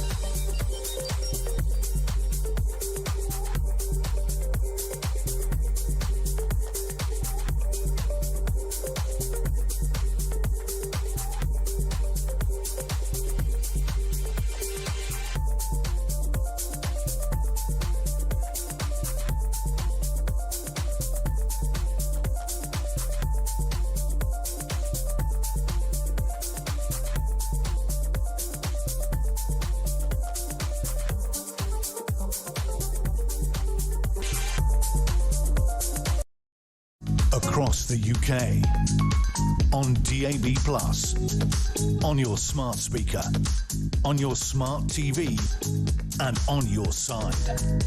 This is Talk.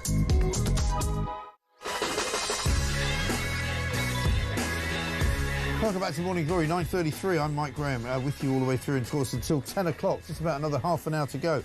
Mike, we learned that business confidence has collapsed directly as a result of Reeves' budget. Listening to a clip of her last speech at the Mansion House, I think, she sounded so out of touch, says Laura. Well, of course. Ray from Huntington says, I looked at the online safety bill yesterday and they have snuck in the following: any content related to illegal immigration or people smuggling.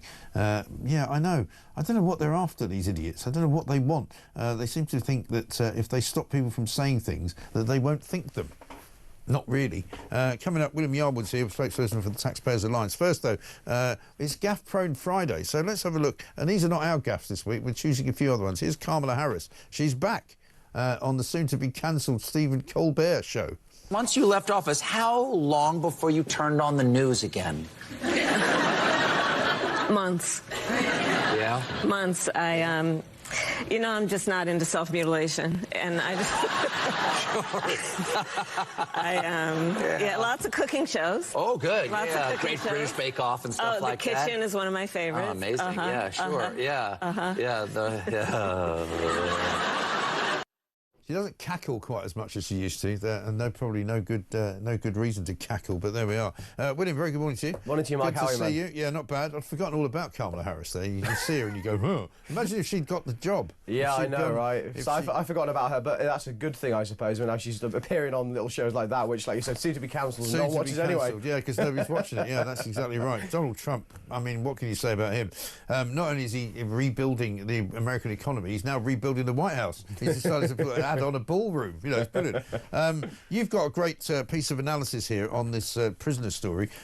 Basically, front page of the Times, 1 in 8 of all prisoners were born overseas. Sex offenders surge. Record numbers of violent sexual and theft offences have put more foreign prisoners in jail for the first time, I think, since 2013. You've broken it down by nationality. Yeah. So tell us what you found. Yeah, so this was all part of the MOG's data dump yesterday. Yeah. So previously they never released how many... They'd released prison population, right, but they never released it based upon nationality before until he had pressure from people like Rupert Lowe, Robert Jenrick and those in Parliament. Right. So they finally provided the statistics, which, by the way, should have been provided in the bloody first place, but, you know, we know how government is not all that transparent sometimes. And so we looked through the stats, and knowing how much an average, you know, prison place costs, about 54 grand or so a year to keep them in prison, which is more than the average salary in this country, for crying out loud. We estimated that if you just take all the foreign nationals, so there's about just around 11,000 of them, costs taxpayers about 600 million a year just to keep them in those prisons.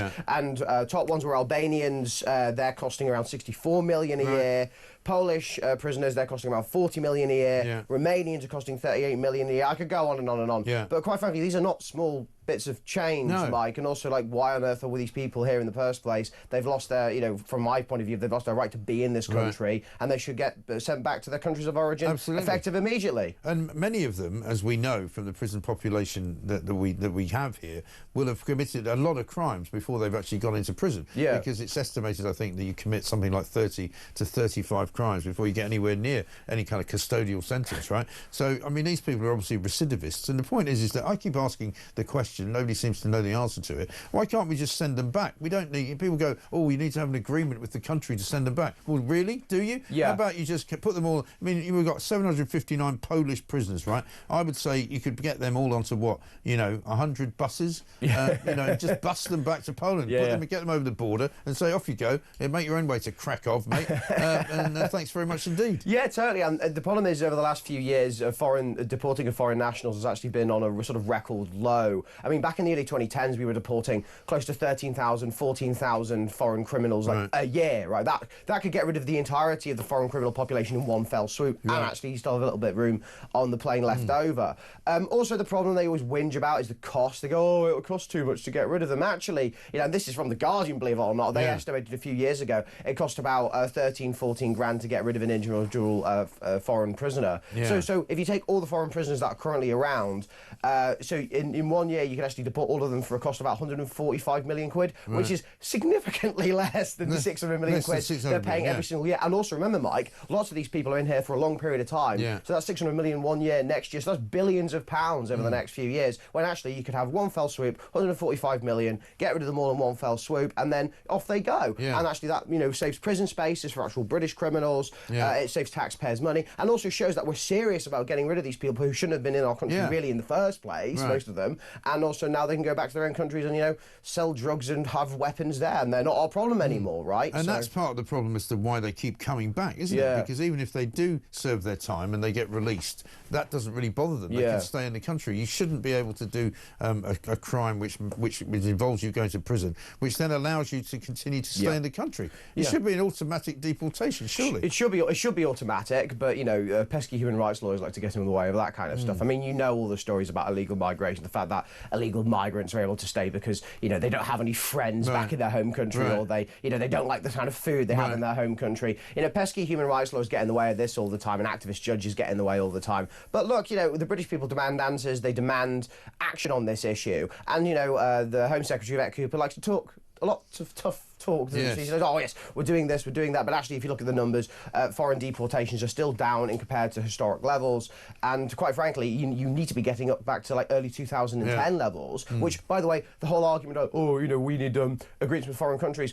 Oh, so if we were able to deport all these people back in 2010, we must have foreign agreements already, surely, if we're able to do so, right? You would have thought so. So it's just an excuse they use, I think, just because they, you know, they've lost control of the system entirely. Most of them have no clue how to operate the system and how to sort of pass through it, no matter what Starmer and the rest of them might say about being, you know, adults in the room and knowing their stuff. I think we've all given up on that one. Because, I mean, there doesn't seem to be. I mean, this week we had the sort of the great ignominy of British airspace actually being shut down for 45 minutes, and which tells you the state of this country is in, where nobody seems to know how to run anything. No. You know, and if you talk to the prison authorities, or if you talk to whoever's responsible, whether it's Border Force or the Home Office or whoever it is, they just don't have a system that works. No. You know, they should be able to do this, you know, very rapidly, very straightforwardly. They should have a judicial system that can say to somebody, you know, we're not going to send you to prison in this country. We're just going to deport you. We found you guilty. You're going to go from this place to, you know, place of putrefaction,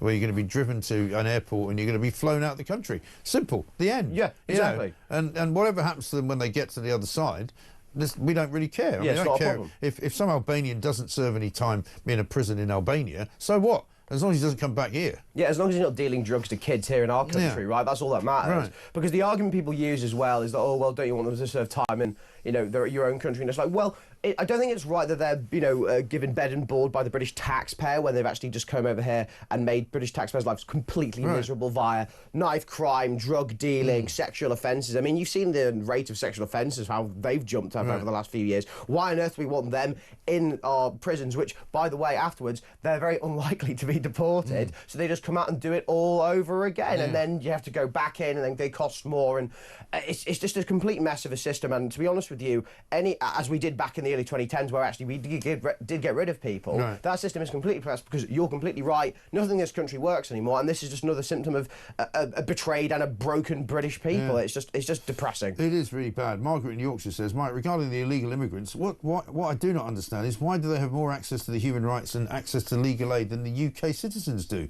And that's the point, isn't it? Because we keep hearing from human rights lawyers that, you know, these guys have got their rights, they must get legal aid, they must have representation in the court, you know, but there's nobody kind of looking out for our human rights or for what happens to neighbourhoods that we live in that are invaded by all these people. Yeah, totally. I mean, obviously you've heard the term two-tier justice before, but we at the TB are starting to like a new term called the two-tier state, where effectively it's, you know, it's people who work hard, people who pay their taxes, people who, you know, do the right thing, who are essentially left by the wayside, and yet the state seems to cater for foreign criminals, illegal migrants, give them access to healthcare, dentistry, you know, freebies. I'm sure you've seen all the freebie stuff coming out of Guido Fawkes recently regarding illegal migrants, them getting 50% off line bikes, 50% off street parties. I mean, why are illegal immigrants being given the right to host street parties? Clubs as well. Yeah, gym clubs as well.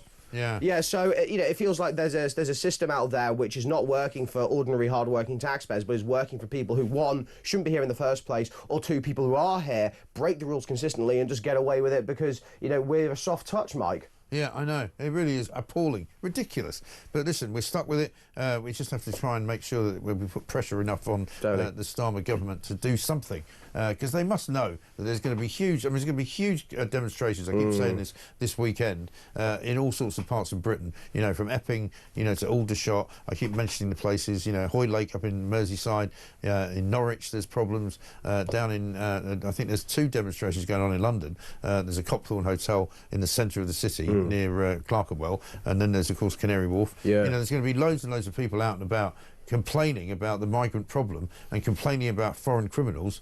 And yet the government seems to be oblivious and says nothing about it. Yeah, or they just don't care. It's beyond depressing. The fact that people, like, you saw the stuff in Epping, it wasn't like, you know, the so-called far right coming out. It was mothers and grandmothers and ordinary people who are worried about the safety of their kids and annoyed by the fact that they get up every single morning like 5, 6 a.m. And yet the illegal migrants are living in pretty decent luxury just down the road from them when they can't afford basic necessities in their own homes. So yeah, and well, they're trying to ban some of this stuff, of course, Mike, with the new Online Safety Act. I mean, I'm sure you've seen the amount of videos that you could usually get online on Twitter, but now you can't. So they're banning videos of those protests just so that they can sort of try and put it away so people can't see them. But look, people are angry out there, and actually rightly so, because, you know, whatever you may think of, you know, the Rwanda terrorists and things like that, you know, at least that was sort of maybe a step forward in the correct direction, even though I think it was slightly a bit of a gimmick. But the Labour Party and the current government seem to have absolutely no plan to deal with this problem apart from saying, stop the boats, we're going to get tough on illegal migration, and, you know, we're going to, you know, start moving these people into private rented accommodation, which is essentially going to nationalise housing, meaning more people can't get on the housing ladder. I know, absolutely shocking. William, good to see you. Good to see you, William Yarwood, spokesperson for the Taxpayers Alliance. We've been talking about boy band names for Kier Starmer and his collection of absolute planks, and here's one from Paul. He says, morning boss, what about the Planks? I think that's a good name. What a great name for a band. Planks, of course, ready this week. Plank of the Week coming out tonight, 7 o'clock. Check this out. The country up and down it, from Epping to, you know, to Altrincham in Manchester. There was a big march in Glasgow, Norfolk, and down in Bournemouth, I think, in Birmingham. There's all sorts of demonstrations. Canary Wharf, there's one going on outside these migrant hotels. He hasn't addressed it. He hasn't mentioned it. He hasn't tweeted about it. All he's done most of the last week, apart from being humiliated by Donald Trump, is trying to get nation status for Gaza. He cares more about people of Gaza. He cares about the people of Britain. Should we be thankful that, yes, he hasn't made any statements, but at least he hasn't labelled patriotic, peaceful protesters as the far right this That's time? probably why he doesn't know what to say. Anyway, you know, I think that's it then. Like, we can all go home. Thanks very much indeed. That was Plank of the Week. We'll see you next time. That's coming up tonight. Coming up next, though, we've got much more to do. We've still got more of the show to do. 15 minutes to go. We'll be finding out exactly what is coming up with Alex Phillips as well. This is Talk.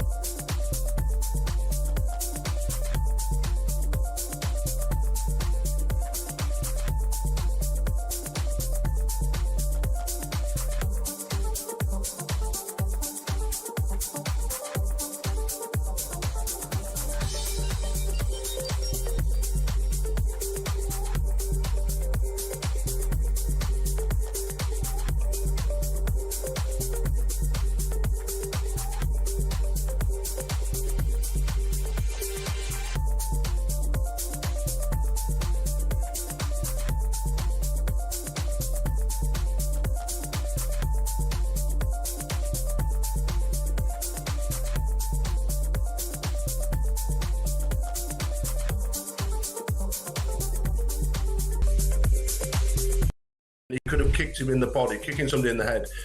If I was a senior detective investigating that, I think the problem is you're handing victim cards to that person. From Right. them becoming the In the heat villain. of the moment. Heat of the moment, and we've all been. I've been there with a red mist. If you're involved in violence like that, where people suddenly attack you, two of the colleagues have been taken out, Yeah. and you're suddenly on your own. The red mist descends, and you're sort of fighting for your life. So it is very hard to criticise when that has happened.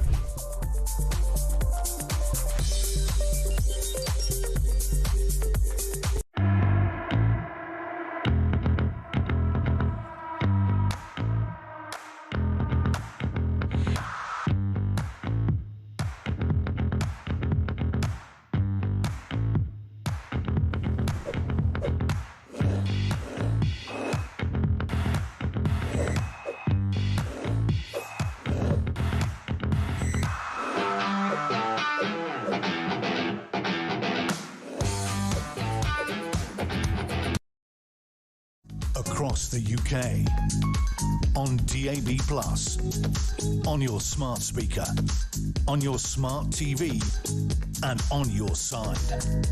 This is Talk.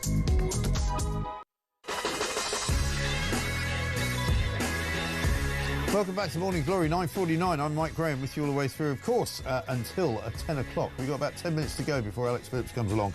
We've got lots and lots of you giving great ideas and great, fantastic suggestions for Kier Starmer and what boy band he would be in would be called. Wets, says Jeff. Brilliant. We've already done Jerry and the Toolmakers, I think. That was very good. This one from John from Poole. Our Rach and the Crybabies. Please tell John Renton he needs to inherit some common sense. Yeah, I know. That's not great, is it? Here's one from Keith in Durham. How about a name for the boy band? The Sheer Incompetence. One from Glasgow Dave. Two-tier Unlimited. Waste Life. That's good. New Kids on the Boats. That's very good. I like that one. One for the teenagers. Very, very good indeed. Now, let's check in because we're doing Friday Gaffs before we speak to Steve Berry, our favourite former Top Gear presenter, of course, because Jaguar are back in the news. We know he likes to defend them, so we're going to have a go at him again and see whether we can defend the CEO actually resigning because he's made such a hash of running the show. Let's check in, though, with the BBC News Channel, see what they're up to. I've been told, specifically from my producer, not to do an impression of a peacock, so I'm going to do it anyway. There we go. How amazing is that? Yeah, not amazing at all.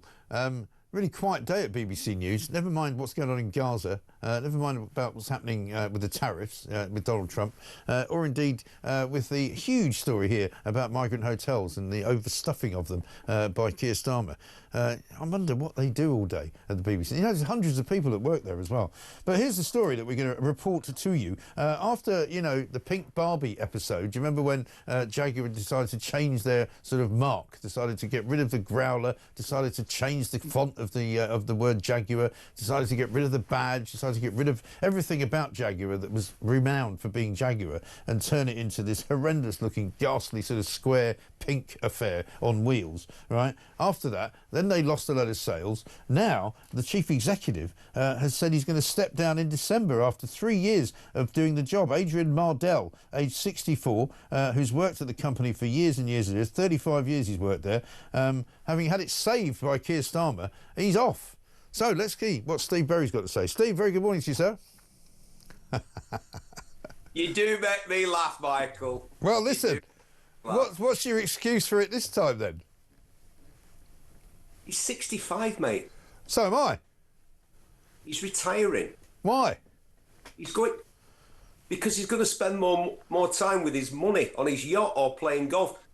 That guy has overseen a company, one part of which you've worked for TalkSport and talkTV. Yeah. You understand the concept of a profitable part of the company holding up an unprofitable part of the company. You'll probably mute my microphone when I say that, like you keep doing. I've been told, mate. I've never muted your microphone, ever. Oh, when you make a point, mate, they switch your microphone off, so I've watched it back. All right. So listen to this. That guy has restored Jaguar Land Rover profits to unprecedented levels. Not lately, he hasn't.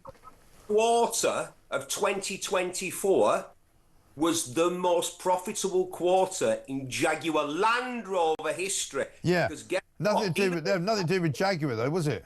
Even though Jaguar's a basket case, they're selling I don't know if you've noticed, I live next to a new build estate on the scruffy side of Manchester. You want to see how many Range Rovers there are on this estate? Yeah. Yeah, but Range Rover's a success story, right? But Jaguar isn't. The point is that he's stepping down because they've made a complete hash of it for the past 3 years under his tutelage, right? That's the problem. They've had to ratchet down their profit forecast because Jaguar has become a massive drag. 1 minute. They brought him in at the end of COVID. He'd been a very successful financial director. Yes. They needed a steady hand on the tiller. For the last 3 years, he's provided that steady hand. And their profits have gone from strength to strength. Yeah, hang on. Yeah, but you're not right about that. Hang on, you've got to let me interject occasionally, Steve. This is a conversation. It's not just some bloody monologue from you. In May, they recorded their strongest profits in a decade, but the following month, they downgraded the forecast for the year. So, you know, they had a nice quarter in the first quarter, but the rest of the year has gone to, you know, something very, very different. You're cherry picking, mate. No, I'm not. You just said they had the greatest quarter ever, which they did, but then you've got to tell the next bit of the story. No. There's not time or the appetite here to go into this in proper detail because people don't want the facts. Look at the state of that, right? That's why he's resigning, okay? That pink car is the reason. Hey? Jaguar Land Rover is owned by Tata Motors. Yeah, the Indians. Tata Motors is part of the Tata conglomerate. They should rename it in tatters, eh? Thing, you don't want any actual facts. What you want to do is to blame the war. There's one fact. You're looking at it there. That fact there. Look at it. Look at the state of that. Who's going to drive that around? That's the problem. That's the problem, is it? Yeah. What about massive profits that this guy's overseen at Jaguar Land Rover? Do you think they're bothered about that when he's bringing in the billions? They've destroyed the whole brand. Why can you not see that, Steve? Every time I tell you about that, you seem to want to be in denial. They've destroyed Jaguar. They've ruined it. They've finished it. They might as well have set fire to the factory. You're living in the past, mate. You keep saying that. Well, yeah, because when Jaguar was a decent car, I used to have one. In the 1960s. No, I had one 7 years ago. You had one of the few cars that they were actually managing to sell. When you're making something and people don't want it, do you know what you would have done? You would have been there running your music hall after cinema had started going, why won't people come and watch? I don't know why you're attacking me, Steve. I don't know why. Listen, I don't know why you're attacking me.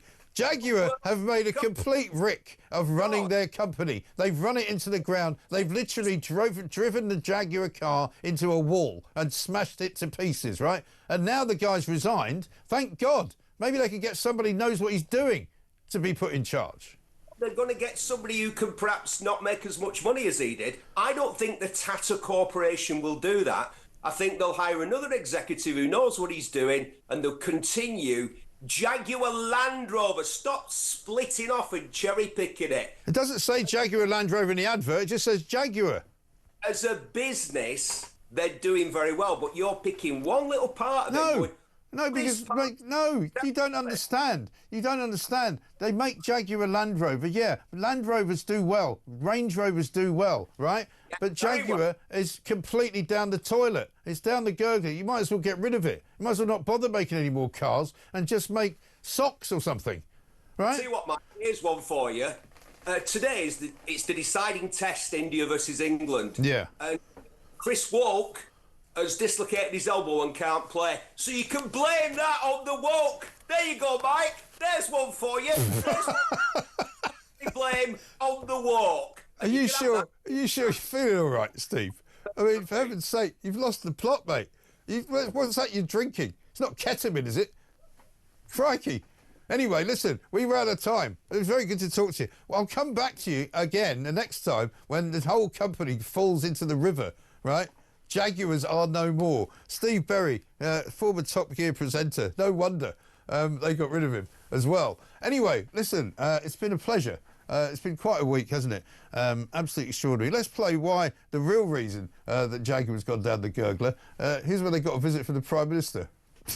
I'm really pleased to announce to you, and I wanted to come to you to announce that we've agreed the basis of a historic economic prosperity deal.